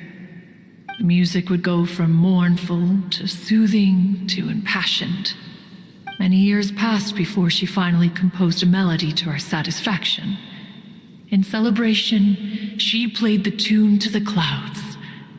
Regrettably, one has only ever heard her play that tune once. Which brings one back to the matter you've been investigating. Perhaps it was during that performance that the ancestor of your Fontaine friend fell into the water and was saved by Streetward Rambler. But if she was so happy with the melody, why would she only play it once? One was also greatly perplexed by this. After suppressing one's curiosity for a long while, one finally approached her and asked why she would retire the tune after having spent so long on it. In response, she said, "Though the strings that played that melody survive, the one who inspired it is gone. Tell me, Cloud Retainer, when the one attuned to my soul is no longer here, who else could hope to understand this tune?" Aw, poor Madame Ping. I just remember being taken care of by you when I was young. Once the Archon War came to an end, I stayed behind in Liyue Harbor to honor my contract. Although I met Guizhong a few times, I never knew anything of this particular story. Guizhong was quite the visionary, but tragically passed before her time. Her manuscripts still lie unfinished in the realm of clouds. Blank pages give one cause for contemplation on what might have been. Had you not decided to search for that mystery Adeptus, perhaps these stories, too, would have been lost to the sands of time. As of now, you know the truth. That the Adeptus who rescued the drowning man was none other than Streetward Rambler. Do you intend to discuss this with her? Do you mean Ping might find the topic too distressing? Precisely. The passing of our old friend is a heavy topic that both of us are usually careful to avoid. If I may be so bold, Cloud Retainer, could it be that this is just your own personal opinion? Oh? How so? I've been in Leo Harbor for quite a long time now, and I've witnessed many farewells along the way, so I too am well acquainted with the pain of the passing of a loved one, but this doesn't bring the city or its people to a standstill. They have to keep moving forward.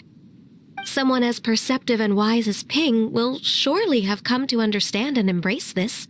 Though these immortal mountains have lost an adeptus, the harbor of mortals has gained a wise elder. No loss can ever be undone, but there is always much that can still be gained.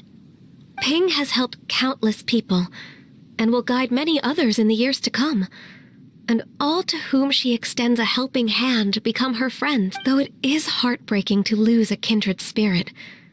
Life goes on, because there are new friends waiting for you further down the road. We even asked Madame Ping what she thought about adding a music festival to this year's Lantern Rite.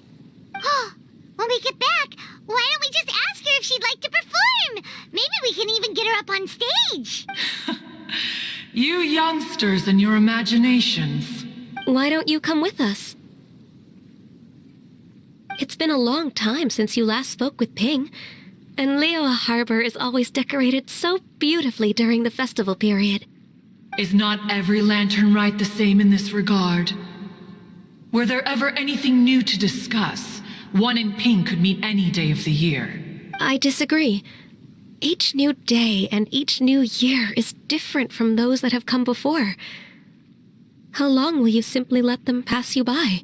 The edibles she brought this time were indeed quite delectable. Very well, then one will be off. If the other old fossils have sneaked away into the city to amuse themselves, one shall soon find out. All right. We should be getting back to the harbor as well. We don't want to keep her waiting. Once the Guili Assembly, now the Guili Plains. Say, if we planted flowers there and cared for them carefully enough, do you think that one day we'd be able to recreate the sea of glaze lilies? Allow one to take back one's praise from a moment prior. You are still far too given to flights of fancy, child. What? Cloud Retainer? You were still listening? One observed that you were making no effort to leave, and returned to chasten and hasten you. This time, one is departing in earnest.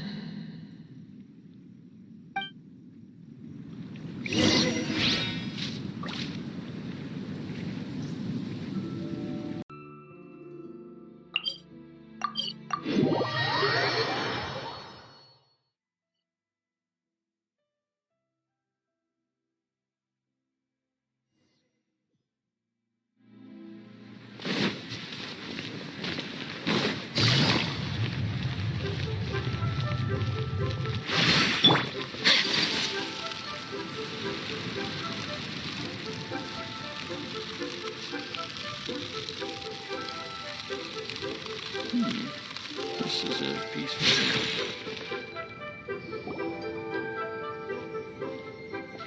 Whoa! Madame Ping? And Cloud Retainer? It appears you made haste after all. One arrived but moments before you. Oh, bless my soul. To what do I owe the honor? How nice of you all to come and visit me. Miss Illuminated Bird, haven't you said anything yet? Said what, precisely? And why should one be tasked with saying it? 'Cause you're the one who's known Madame Ping the longest. Street word.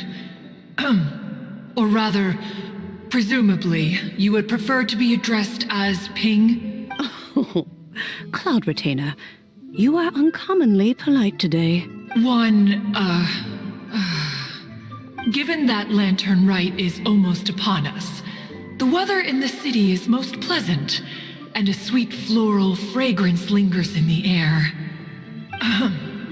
Ganyu, please continue from here. Huh?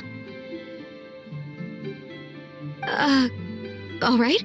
So, this all started because we were trying to help Mr. Dvorak find the Adeptus who saved his ancestor's life. Cloud Retainer informed us that the one who played that melody and rescued the drowning man was none other than yourself. Let me think. Yes, I do believe I recall that encounter. What a long time ago that was. I'm surprised that you still remember it. Even more astonishing, perhaps, is the fact that this story has survived this long at all, when mortal lives are so very brief. It appears that she has proven herself right once again. Who's she? We like to call her Guizhong. From the look in Cloud Retainer's eyes, I sense that she has already told you all about her. Albeit reluctantly, one might add. Oh, there is no harm done. After all, Lantern Rite's very purpose is to commemorate the heroes who gave their lives for Liyue. Although Guizhong did not live to see the splendid sights of today, she was as much a hero as any other. So how has she proven herself right again exactly? Once upon a time, she said to me that humans were a weak form of life that she wished to protect with her wisdom. But as she interacted more and more with them, her opinions on them began to change. She marveled at the beautiful complexity of their spirits, the sheer splendor of all they could accomplish through their hard work and intelligence. She told us that to underestimate human potential would be to make a grave mistake. With the smallest amount of guidance, enormous power can be unleashed in them. And a human who has reached their full potential may well be her equal. Someone who could have as much to teach an Adeptus as to learn from them. She always had a way with words. That her mechanical accomplishments were judged superior to one's own was, one suspects, in large part due to her sheer eloquence. Speaking of mechanics, Cloud Retainer, do you still remember that potted plant mechanism? The one that the two of you gave me as a gift? Of course. Guizhong and one both put an immense amount of effort into that gift. It would be no overstatement to call it a testament to each of our individual technical genius. As Guizhong once said, it takes every blade of grass and every flower to make a homeland. When I see the sight of Liyue Harbor before us today, I am reminded of this. Madame Ping looks very emotional right now. Of all of us, it was Guizhong who was the fondest of these grand and exciting occasions. If she were still with us, I'm quite sure she would still be trying to best Cloud Retainer's finest works at every opportunity. Liyue Harbor is always filled with the sound of music at this time of the year. If she were here, one is certain that she would seek you out to discuss and debate the virtues of various melodies. Oh, yeah! Music! We've been dying to ask. What was the melody that you played back then? Oh, also, with you being such a music expert and all, why don't you join the concert as a performer? I can make arrangements right away. Oh, as much as I don't wish to dampen your enthusiasm, it's been a long time since I played this zither. My fingers don't have the dexterity they once did, and whenever I play that tune, it always reminds me of her. I start wondering what she would think of the changes I have made to her melody. There was a period of time whenever I started strumming, it almost felt like she was back again. sitting right there on the stone stool next to me, chatting away. Skybracer and Seagazer too, looking just like they did in the old days. No matter how much time goes by, the moment that melody starts playing, it transports me right back to that time in my memory. So the past still weighs heavily on your heart? Well, I would be lying to myself if I claimed to have completely moved on. But that is not to say that grief doesn't get easier with time. Despite the sadness, I have found many things that bring me joy in life. It is simply the nature of the world in which we live that even if one wished to mourn for an eternity, it would be a nigh impossible feat. Just look at this potted plant. Isn't it stunning? It takes an honest and open mind to confront and conquer grief. You have indeed made progress. Be that as it may, I shall leave the Lantern Rite stage to the youth of today. Well, if you're sure. Granny! Whoa, what's everyone doing here? Did something bad happen? Ah, and now we've spooked Yanfei. No, everyone's just here to give me their regards for the holiday. Oh, that's wonderful, I'm glad. Well, in that case, happy Lantern Rite, everyone. Happy Lantern Rite. Oh, I just remembered that I have some, work to do at Yuehai Pavilion that I need to discuss with Yanfei. I haven't been able to find a chance until now. I will leave Mr. Dvorak in your capable hands. Cloud Retainer, Ping, we will be off for now. Huh? Does it have to be right now? Which case is this again? Hey, Ganyu! It seems Ganyu still has much to learn when it comes to the art of deception. What a pity. She has learned nothing of one's ability to carry a conversation. Since it's been so long, Cloud Retainer, why don't you stay? I'll make a cup of tea and we can chat a while. Gladly. This was one's intention as well. When you next see the Fontaine musician, please give him my regards. I'd like to wish him the very best with the concert. You got it, Madam Ping. Thank you all. I think you've listened to enough of my nattering for one day. As for that melody, I will play it for you all another time. Goodness knows I need to practice it first. Wow, that'd be great! We'll look forward to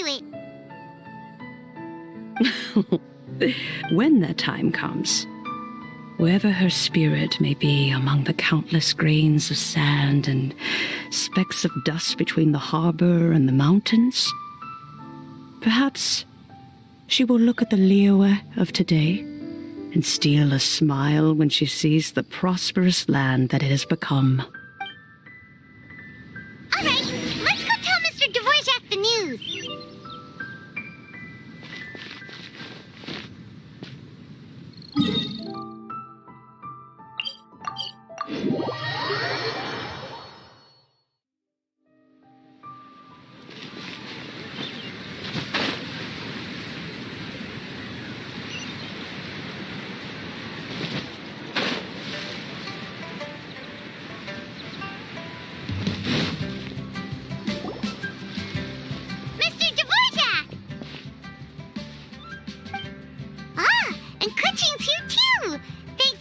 Set all of this up. Welcome back. Did everything go well? Really, really well. We found the person Mr. Dvorak was looking for. Are you serious?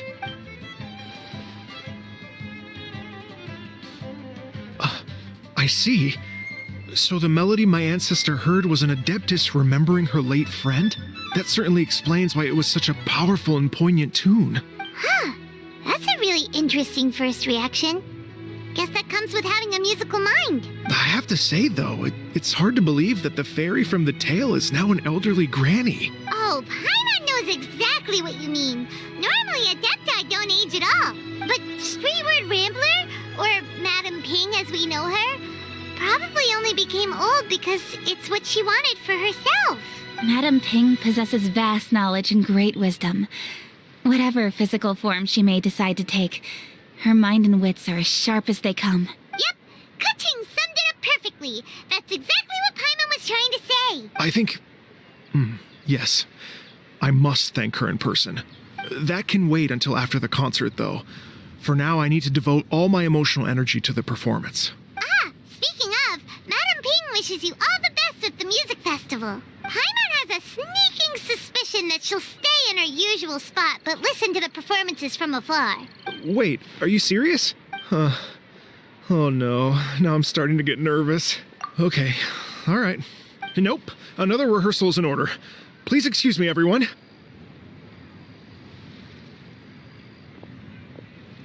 Mr. Dvorak?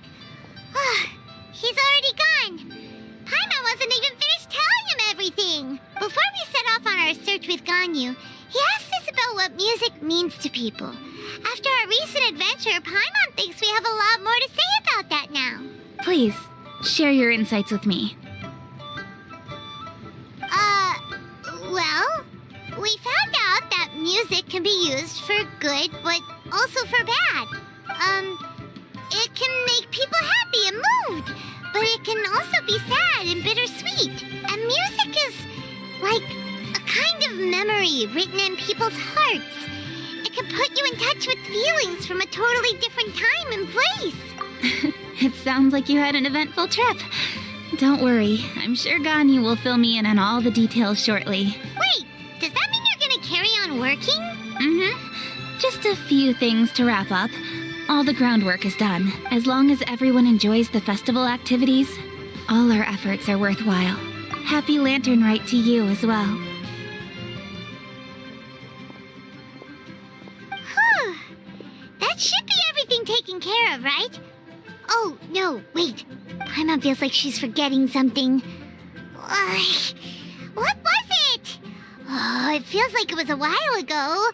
Shoot! Latent... Wait, no. Anyway, fancy bamboo shoots! Zhongli said he wasn't in a hurry, so if we went now, there's probably still time, right? Anyway, even if we don't make it, it's not our fault. He could have totally picked them by himself. Ugh. Anyway, let's go check with him at Wangsheng Funeral Parlor.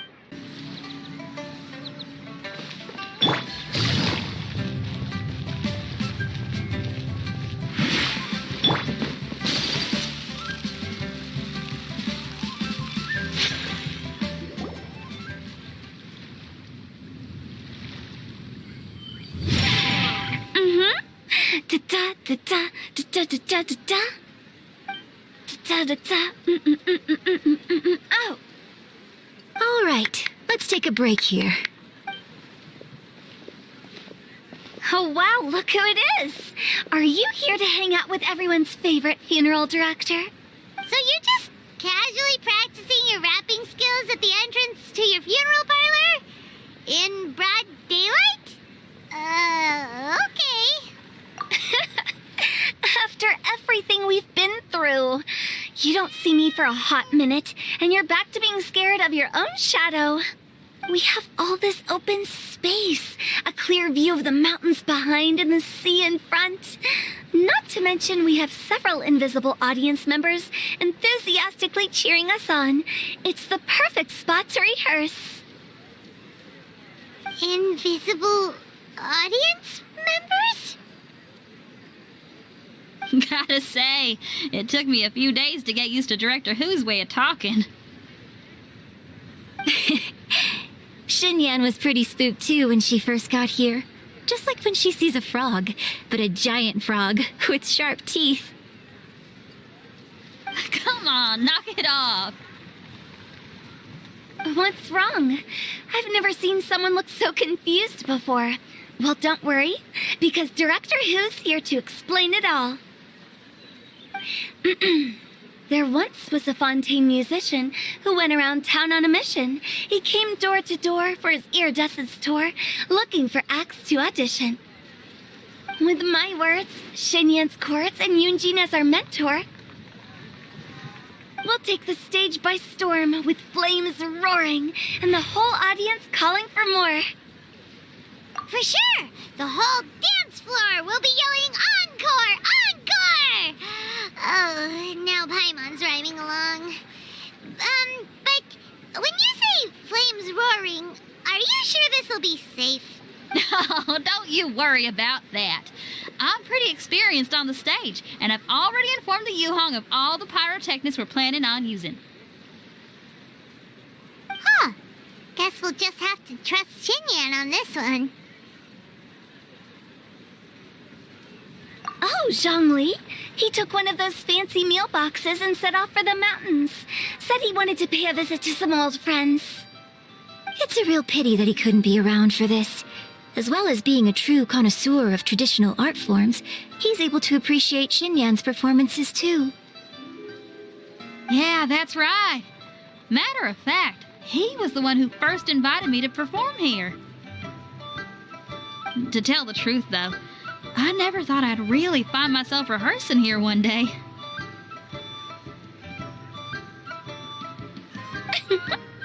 Well, now you know. The Wangsheng Funeral Parlor is a great location. All of you are always welcome to come and hang out here, especially if you're in the mood to try something new. I can speak to that. Hu Tao is always full of fun surprises. And jump scares. Actually, Xinyan, I have some lyric ideas for your part. Do you want to go through them together? Sure thing. I'm all ears. Oh, Traveler and Paimon, I believe Zhongli was heading to Mount Hulao, so make sure you're hiking up the right hill. When you see Zhongli, please pass on this message to him. It's up to him whether he wants to support us at the performance tonight, but I expect him to make time for the upcoming banquet we're planning. No excuses. You should join us too. It'll be a riot. If there's one thing I've learned from being a funeral director, it's how to throw a party.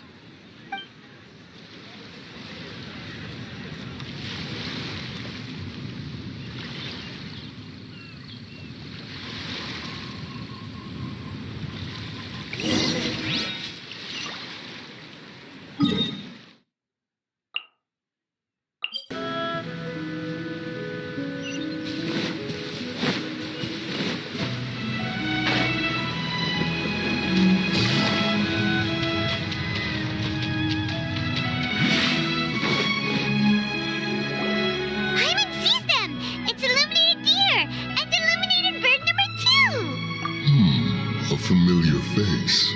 Have you come from Liyue Harbor? How is the city nowadays? Everything's great! But if you're so curious, you can always go and check it out for yourself. In fact, Mooncarver has been taking many walks on Mount Tianheng in recent times. I believe the sights of the city are quite familiar to him. Zhongli! Here you are! We've brought the bamboo shoots you wanted. Impeccable timing.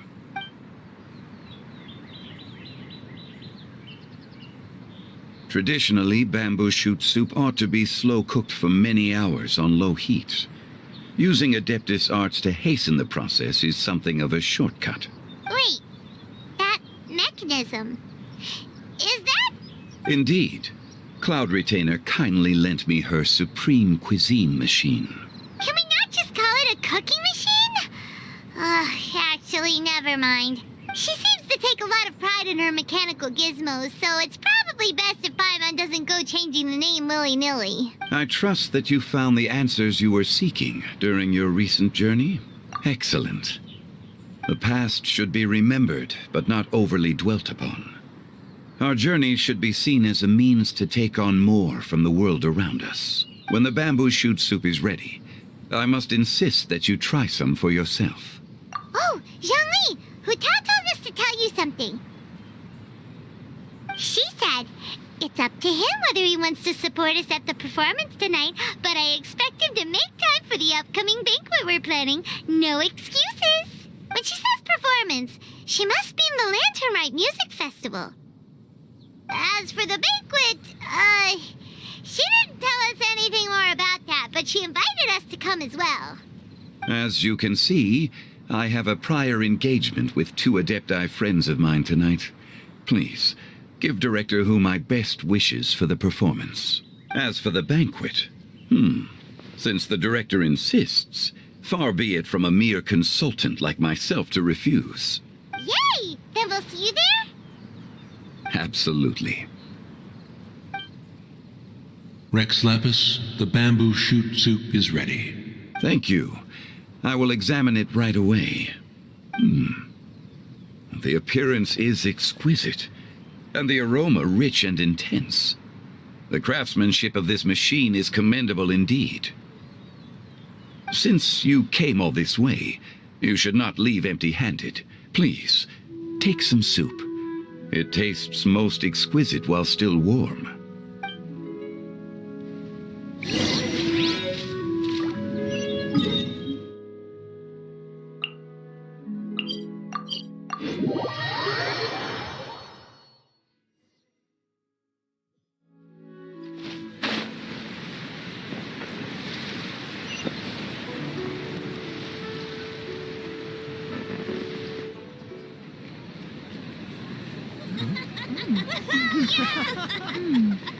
I'm honored to be here on the Iridescence Tour stage.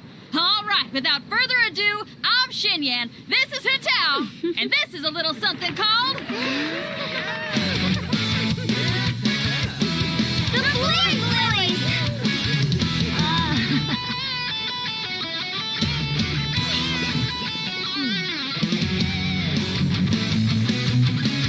I'm up here blazing trails through the midnight sky, lighting up the world below. And when the crowds all hear my voice, they'll meet the spirit of rock and roll. Let's go! Hey, you butterfly, you too buzzing by, guiding your way to the afterlife, opening the path without a fright. Oh, I'll light the fire, watch it blaze across the universe. I'll spit my rhymes, watch your step, or you'll get burned. Hey, woo!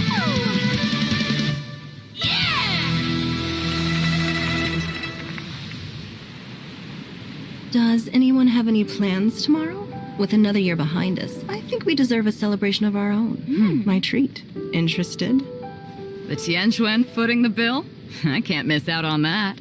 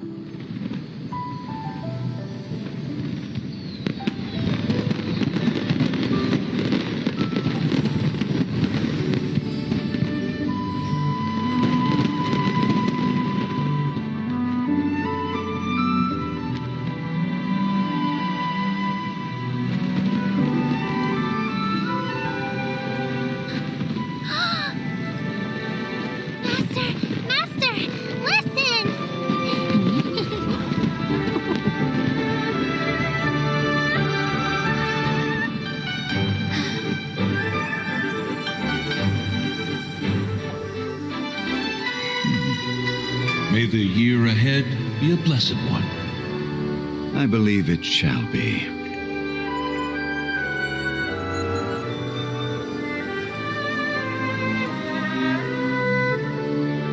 Master, the Xiao Lanterns, Ha! Elementary. One shall fashion for you a Xiao Lantern the likes of which the world has never seen. And you must take it to Liyue Harbor to display its magnificence for all.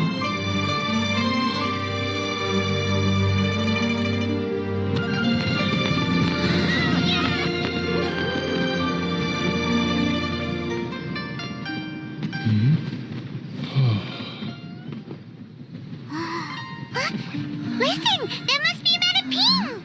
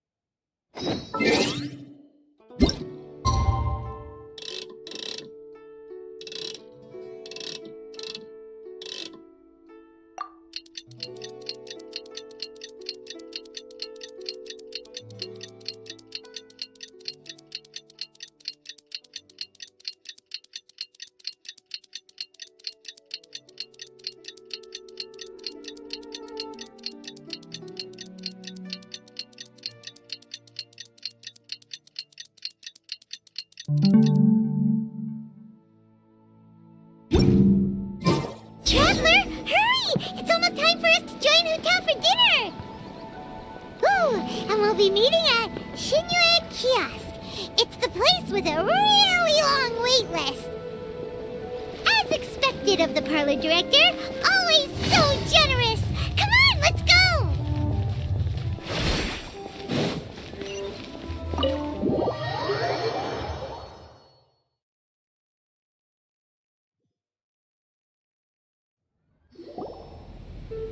Oh, so that's how it is. Thanks for the suggestions, Mr. Zhongli. I have them all noted down. I've long heard that your knowledge encompasses all things old and new, Mr. Zhongli, but I never knew that you were well versed in the art of cooking, too. It is truly an honor to make your acquaintance. No need for formalities. I too feel humbled to be in the company of such talented young people. There are many things I could learn from you. Oh, you flatter us. If it's possible, may I trouble you to provide a few words of guidance for my practices in exorcism? Exorcism? I can't say I'm an expert in the field, but if you don't mind, we could start by discussing... Whoa, there's so many people here. All we knew was that Hu Tao invited Zhongli over. Paimon never thought we'd be meeting so many old friends. Happy Lantern Rite, everyone! Likewise. Please take a seat.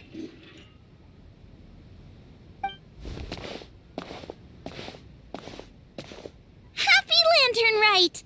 Are you having fun? Me too. I've seen Xinyan perform before, but this is the first time I've watched something like this.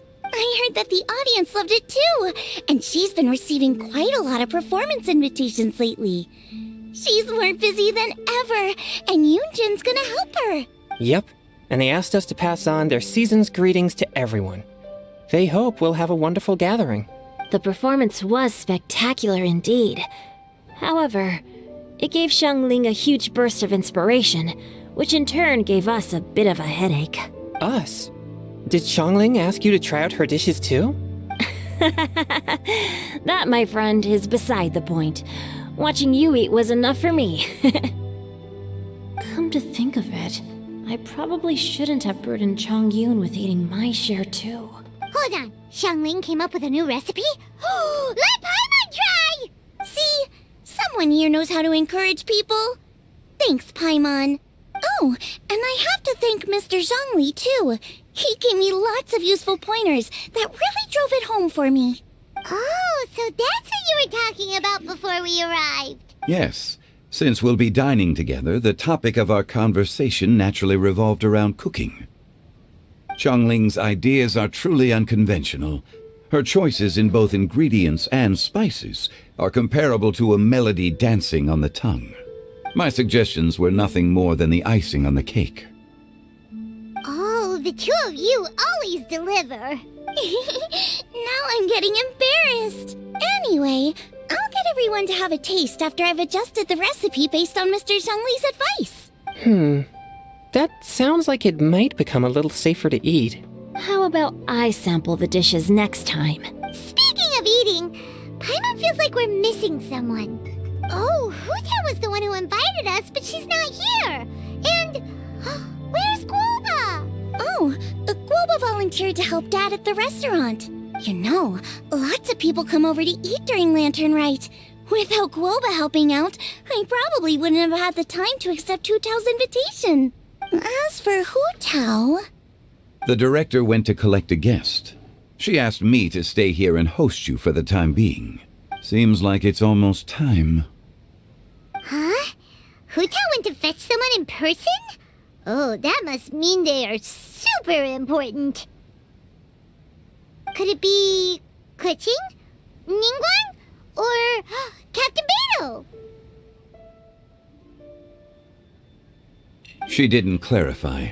And as her subordinate, I couldn't just pry into the details, could I?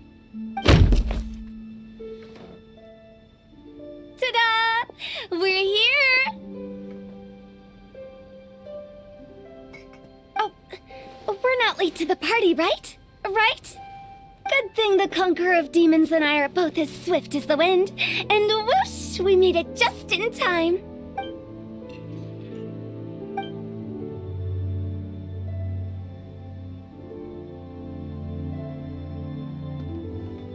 Oh, see. So the important guest is the Conqueror of Demons. I've been looking forward to meeting you. The director didn't mention anything when she invited us. What a pleasant surprise. Gathered here with us tonight are not only young and accomplished individuals, but also the protector of Leo's peace, Adeptus Alatus. To convene here with all of you is indeed a great honor.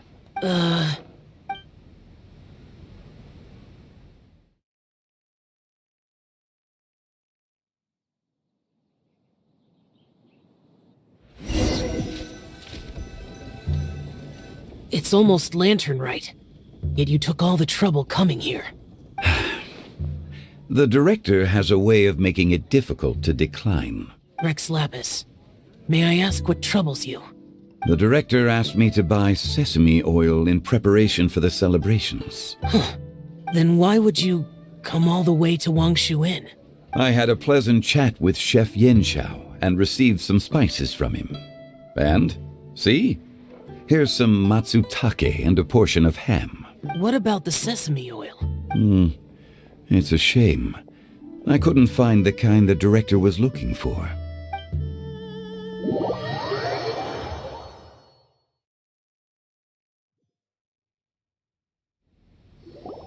I'm sure you're exaggerating, Zhang...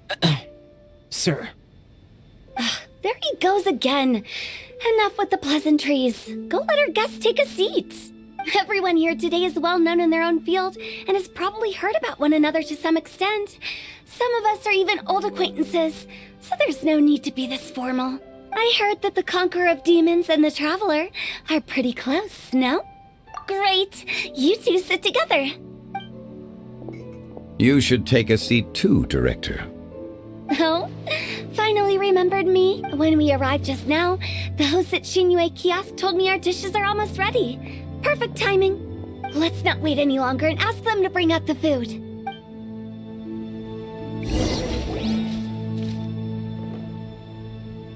Paimon would have never guessed the person who Tao went to fetch was Xiao. Oh, that's also the first I've heard of the Traveler and Paimon being friends with the Conqueror of Demons. You know Xiao Chu? Knowing is a bit of an overstatement. I've always looked up to him.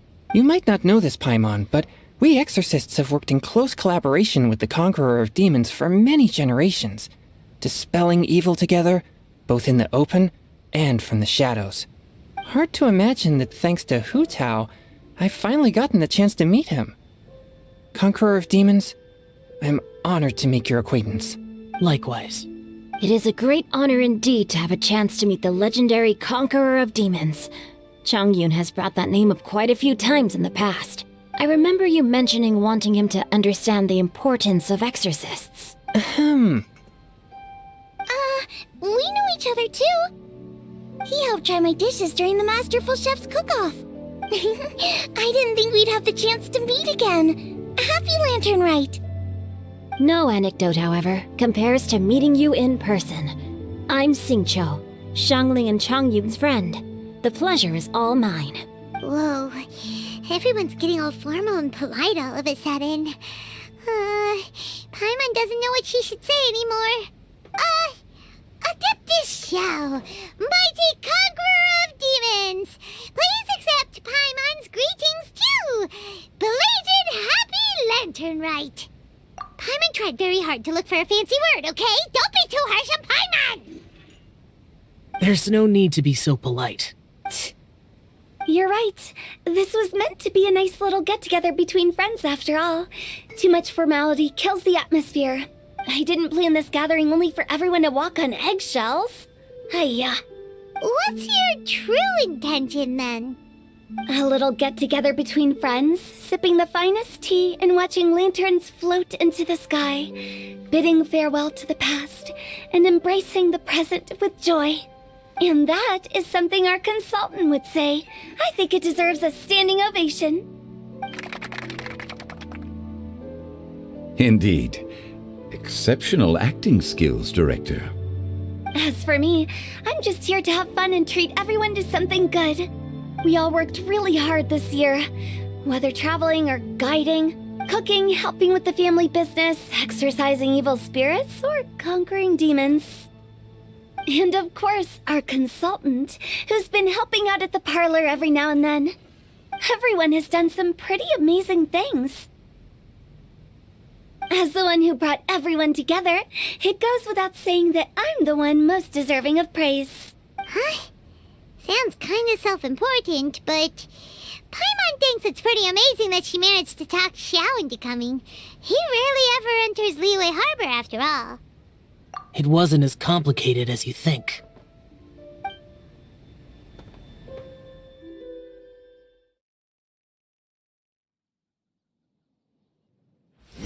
It's raining again? Oh. Okay, gotcha. Thanks, boss lady. It's not boss lady, just boss. And there she goes. What a lively girl. Conqueror of demons, Adeptus Xiao. Guardian of Wangshu Inn, hero of Dihua Marsh. I know you're there. Quiet. Do not disturb the peace. Sorry, but you wouldn't show up if I didn't yell your name, would you? I know you. You're the 77th director of Wangsheng Funeral Parlor. Is there something you need?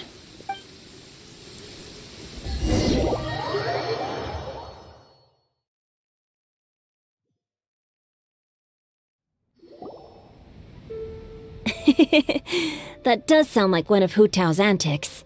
Did the Conqueror of Demons agree to come so that Hu Tao would stop pestering him? There might be other reasons. Smart guess. Huh? There's more to it? It gets pretty boring from here on. I talked about the funeral parlor's past relationships with the guardian yakshas. You know, just to be sociable. In the time of the Archon War, disputes were frequent, and disaster overtook the land. Humans couldn't escape from the torment of the plague, nor could they escape death. The Adepti vanquished the demons, the Millelith fought valiantly, and Wangsheng Funeral Parlor was responsible for purifying the diseased and sending off the spirits of the dead. That is how the border between life and death was maintained during the war. And it effectively prevented further incidents from happening. That's right. 1 point for but despite our deep-rooted connection, it still took me quite a while to actually convince him. You know him pretty well, huh? This matter is out of my control, so I need to be cautious. True, but I've kept that in mind too. That's why everyone here today is in one way or another acquainted with elemental power. Besides, it'll only be for a short while as we dine together. There won't be any lasting consequences. But I didn't expect there to be so many people. There's no need to worry, Conqueror of Demons. We're not feeling anything unusual so far. Our young exorcist over here is protected by his pure yang energy, so he's probably the most resilient. That's not the same. And did you just toss your carrots into my bowl? Hey, don't look away. Huh? What? I'm siding with Chongyun. I saw that too. You're lucky Guoba isn't here today. He hates seeing people being picky with their food. If he'd seen that, he'd definitely make you eat all your carrots. Huh? Guoba would do that? Is he that uncompromising? But now that I think of it, Xianglin told me that Guoba used to be the stove god. It sounds like you've heard the rumors. I'm doing fine. Not long ago, before Lantern Rite, I met an old friend. Thanks to his help, things have been a lot more stable than before. You should know him. He's... Seeds of story, brought by the wind. And cultivated by time. Did Paimon just unconsciously complete that saying? That voice. Could it be? If I'm not mistaken, there's someone knocking at the door. Don't just sit there, Zhongli. Go welcome our guest in. No such need. I'm coming in.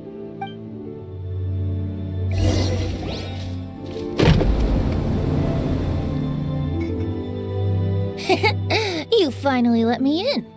Hello, hello! No matter if we've met before or not, this moment marks a brand new encounter. Old friends and new, happy Lantern Rite! Oh, it's the tone-deaf bard. Oh, he seems to carry a valiant breeze wherever he goes. It looks like we're gonna be friends. Fate has brought us together, so come on, take a seat and be my guest. Help yourself. Oh, I'll ask them for another set of cutlery. This young lady here is as bright as a fresh bouquet of flowers in the morning's rising sun. She no doubt is the one with the most authority here. Whoa, these dishes look amazing! Is it really okay for me to join in? All right, I'm digging in. Huh, it's you. Oh, isn't this Genu? Genu? Yep. Now that I've taken a closer look, you're a fan of Genu's works, aren't you? I met Xingqiu at a light novel convention. How I wish we'd met sooner. I never expected that there'd be another person in this world who could interpret Genu's new novel as thoroughly as I could. Venti, you're being too humble. Considering your poetic talent, your fundamentals are way more impressive. Could this new guest be Master Xingqiu's friend? Yes. Monsters become more active than usual as we get closer to Lantern Rite. I was patrolling Dihua Marsh a few days ago, when I happened to run into this... You've already forgotten? I'm a bard, remember? And bards go around singing wherever they like. Oh, right. And this bard was performing in Dihua Marsh. It was a moving melody, and it made me feel relaxed and at ease. I couldn't help but stay and listen.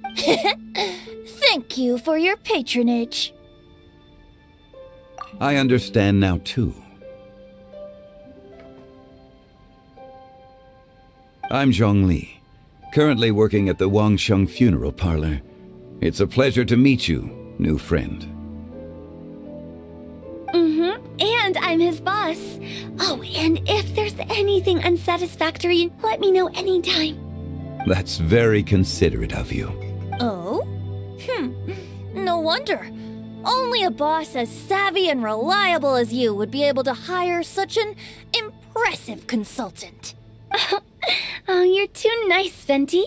Not to brag, but our consultant truly is impressive. His knowledge extends across the stars and the land, and there's nothing throughout history that he doesn't know. From the sophisticated way he speaks, it's hard not to suspect that he could very well be an adeptus in disguise. Shao, you're an adeptus. Do you think it might be possible? Sorry. I'm only good at conquering demons. I'm afraid I don't have much knowledge in that matter. Really? But Paimon thinks you're super knowledgeable. Huh? Oh, right! Xiao's a warrior. He doesn't come to the city very often, so it's, pretty normal for him to not know anything. Yeah. Really? I've actually heard a few things about Mr. Zhongli before. The guests in the tavern talked about this refined and courteous man who, instead of having wine at Mondstadt's finest tavern, ordered a cup of hot tea with the most complex name. Now that you mention it, I seem to recall that there indeed is a musician like yourself in Mondstadt. I've heard that he's elegant and amiable, his works witty and vibrant. It's no overstatement to regard him as the best bard in Mondstadt. Now you're making me embarrassed. I would say that Mondstadt's poetry is a little run-of-the-mill sometimes. There's one I heard a while back that went, The old house is renewed, welcoming the spring breeze, awakening old memories. The meaning's there, but the word choices are unimaginative, and there's a distinct lack of literary flair. I think so too. The composition needs a little jazzing up. If I were to give it a go, I'd make it an old melon on a vine, a new flower that grows fine. Oh, good one! It feels unique and has a nice ring to it. You have great taste, Venti. I was right about you. Let's shake hands. Of course, of course. Hey, Shincho! Mind lending me a few books when we get back?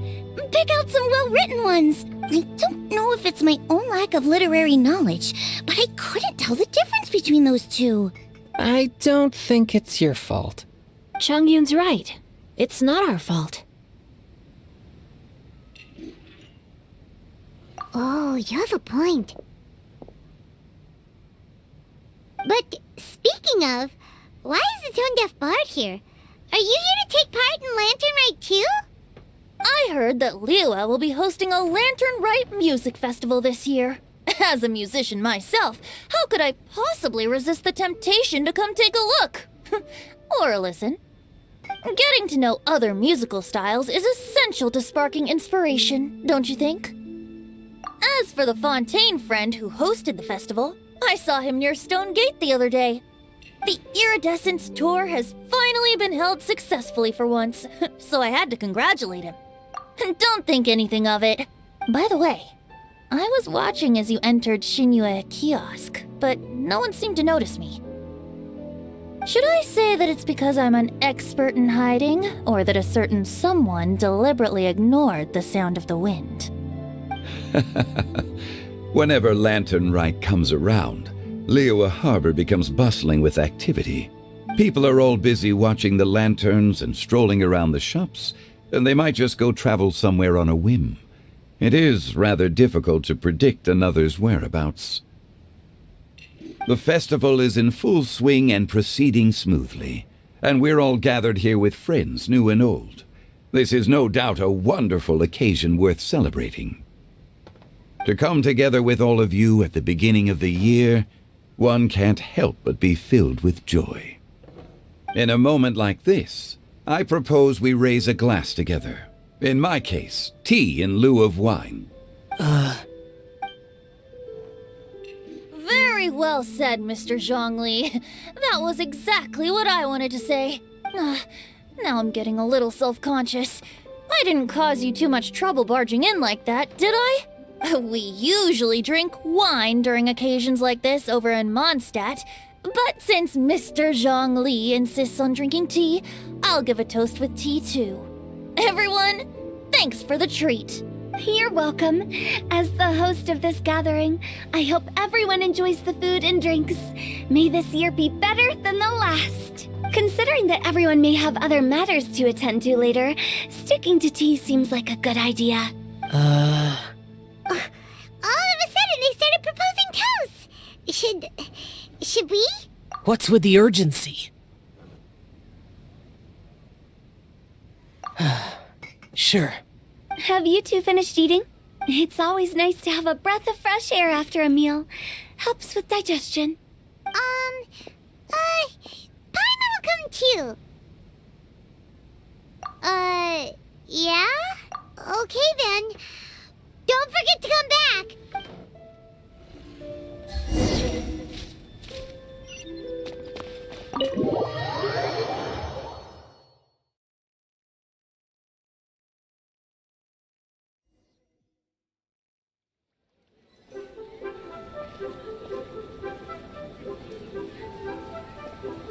Are you all right?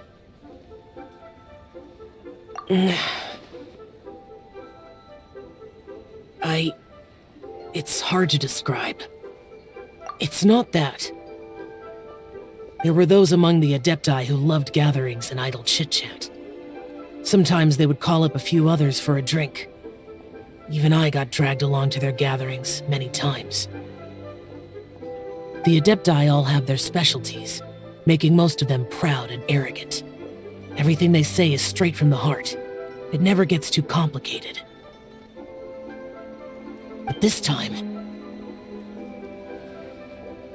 No. I didn't mean that. So you know his true identity. I'll get straight to the point then. The Animo Archon is a free spirit, and his temperament is as carefree as the music he plays on the flute. It's easy for a god like him to live in harmony with humans. And that's something I might never be able to do. That does sound like something you would say. No matter. I know my circumstances. Whenever I think of the ordinary conversations I've had with you, it feels strangely novel. Yes. The parlor director went out of her way with the invitation, so it was difficult to turn her down. I had made mental preparations before agreeing to come. She told me that all the guests today would be acquainted with elemental power, and I knew that you would be here. But I didn't expect the other guests to be... General Capisis always said that we should live in the present and enjoy every pleasant surprise. Perhaps that's what I should do with what I'm feeling now.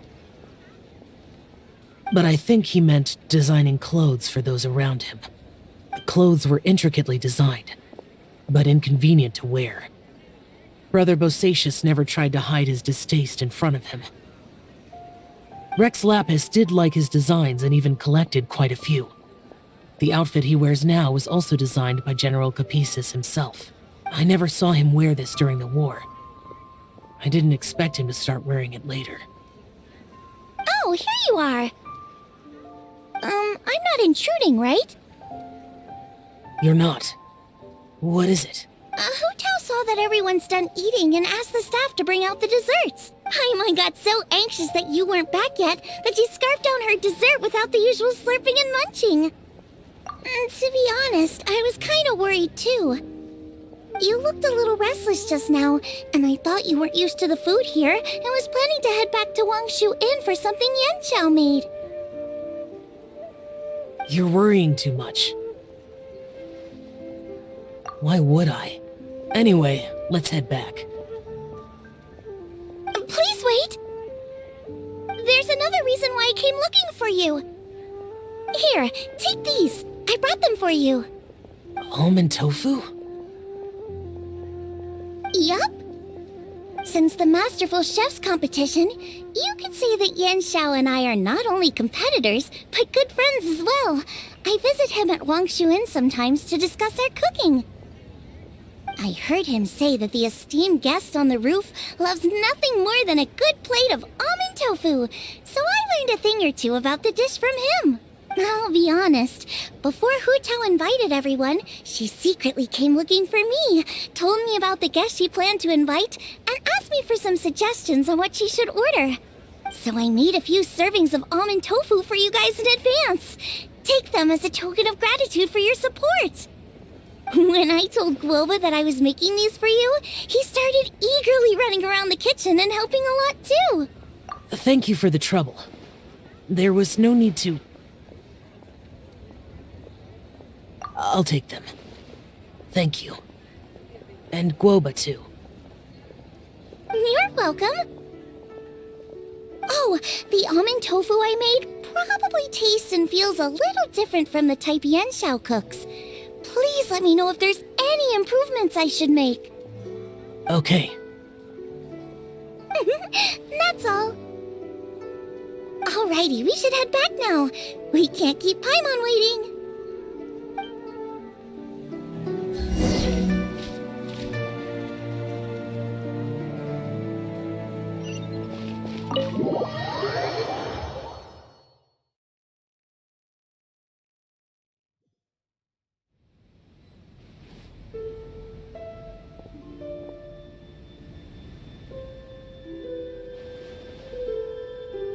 You're finally done whispering secrets to each other? So much for promising Paimon you'll be back soon. How could you say that to Paimon? In that case, besides having no sense of time, Paimon will let you know what having no sense of fullness looks like. Your dessert is all Paimon's. Sorry to keep everyone waiting. No worries, we're all just chatting here. There's no serious business to take care of. Whether we're chatting outside or inside, it's all the same. Paimon's too busy eating to talk to you. But even though we're all well acquainted by now, I think this festive gathering deserves something ceremonious. Oh? Is this some local custom? Nope. This is something I made up so that good luck will be on our side, that's all. Spontaneity is the best choice to make here. Let's use this incense burner on the table. It's been lit for so long now that the incense is running out. I'll leave refilling and lighting the incense to the most distinguished guest among us all. Lighting the incense will signify continuous growth and prosperity in all our endeavors in the new year. I see. Perfect symbolism, as expected of Hu Tao. And speaking of the most distinguished guest here today, I'm sure we all agree that it's Mr. Zhang Li. I'm not very familiar with the details of his past deeds, but chatting with him has been a real eye-opener, even for a bard who has traveled all across the world. If knowledge were a form of power, one could even say that you're a wielder of unlimited strength. But when it comes to having a way with words, the notable bard is certainly one cut above the rest. I just happen to have a good memory. It is such an unexceptional skill, yet you made it sound like an unparalleled talent. I am truly impressed. Since we all get to nominate someone...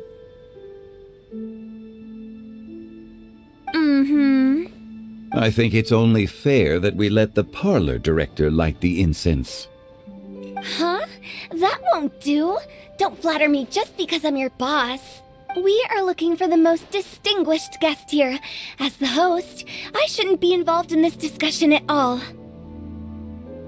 Now that we've enjoyed this table full of delicacies, how about we let our one and only chef here do the honors? Is this really the way this works? I didn't cook any of these dishes. It's not a big deal. Just look at her. Xiangling, the disciple of an adeptus, the stove god's best companion, the winner of the Masterful Chef's competition, the only heir of the famous Wan Min restaurant, a good old friend of mine. There's no better choice. Why does Paimon feel like we're back at square one again? Please stop! You're making me embarrassed. If we're looking for a distinguished guest, surely the second son of the Feiyun Commerce Guild counts. It's one of the largest commerce guilds in Liyue Harbor. Huh? Don't get me involved in this. Oh, not a bad choice. With the Commerce Guild's young master lighting the incense, we're all sure to make a huge sum of mora in the new year. That's not how it works. Making a fortune is indeed a fine wish, but it's of lesser importance than good health and happiness. Which means we should choose Chongyun, the skilled exorcist who keeps everyone's home safe from evil spirits. Huh? Now you're nominating me? I can't be the one when we have the Conqueror of Demons right here. Adeptus Xiao has the most seniority among everyone here today. We should... I refuse. I am most certainly not the most distinguished guest here. You should all be able to make the right judgment based on your observations. One person here is well acquainted with everyone else.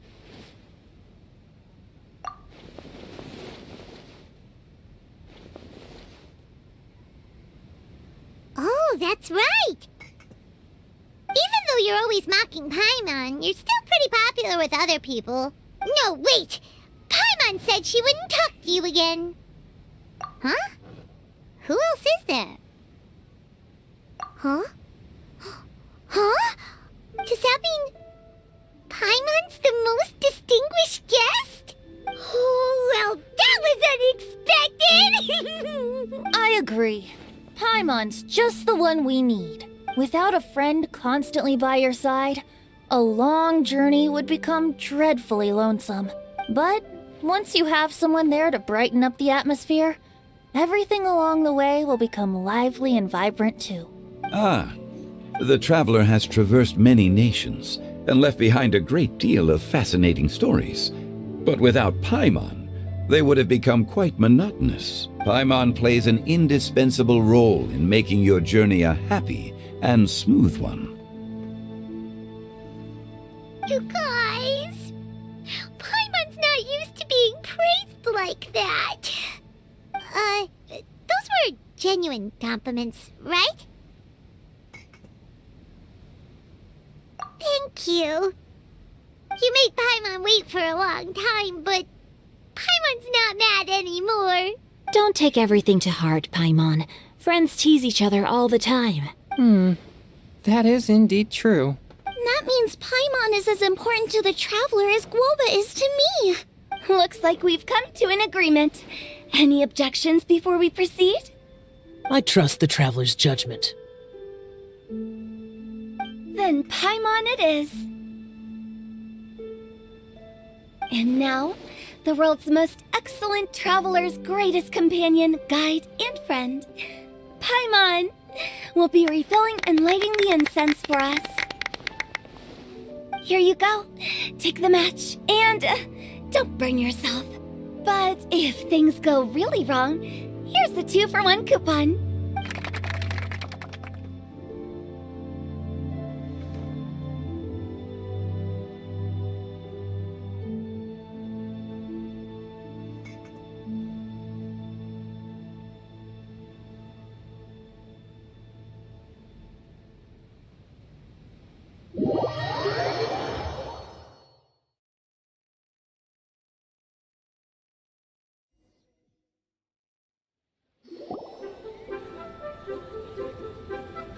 It's getting late. I won't take up any more of your time. You're all free to go as you please. Yep, the tea was amazing too. You don't have to go all polite on me. Just remember to come when I invite you next time. Let's see. It's dark out, so I'm going to accompany Xiangling, Xingqiu, and Changyun back home. As for the rest of the guests, I'll leave them to our consultant. No need. I'm headed towards the harbor to meet a friend on the ship. There's no need to trouble one such as Mr. Zhongli. I think you know the place I'm talking about. Come meet me anytime. It was great getting to know you all. Let's meet again when the spring breeze begins to blow. Bye! Oh, we should write poetry together sometime.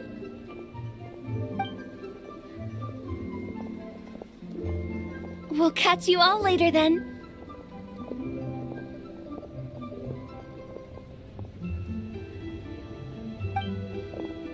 Don't forget to return to the parlor later. There's something I need you to do. Understood. See you later. Well then. Rex Lapis. Just Zhongli will do. I live as a mortal in Liu Harbor now. I am just one among many who begin work at sunrise and retire to rest at sundown. If we were to consider status and seniority as Zhongli, I should be respectfully referring to you as Adeptus Shao. Ugh.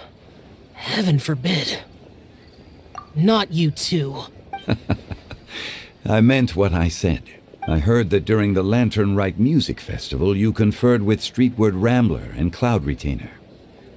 I take it as you've gained a lot more knowledge about the past? The same truth will sound different coming from different people. As more bear witness to a story, feelings and interpretations expand in variety too. I once had a pleasant chat about the past and present with a Sumeru scholar named Soraya, and learned a few things about her research topic.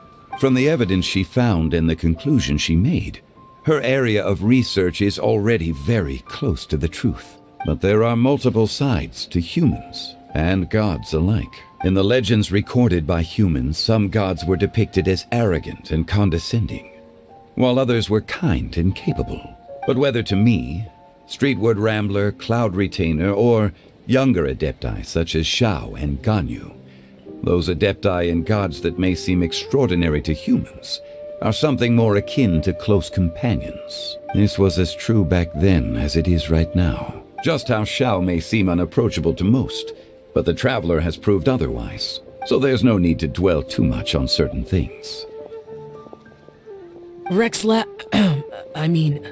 Zhongli, what you're saying is... It looks like you understood what I meant.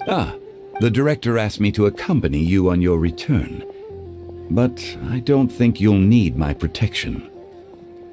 I'll be taking a walk around and admiring the night scenery. After that, it'll be time for me to go back and meet up with the director. Goodbye for now.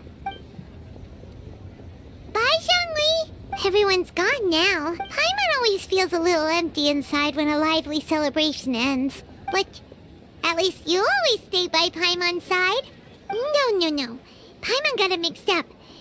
Paimon, the best and most distinguished travel guide, will always stay by your side, traveler. Good that you were aware of that. Xiao, is there anything else you want to do? We could take you on a tour of Liyue Harbor. No need. I've stayed here for much longer than I had expected. The city lights are a fine sight. But it's time for me to leave. The events of today occurred so abruptly. I appreciate your kindness. Okay, I'll see you next time then.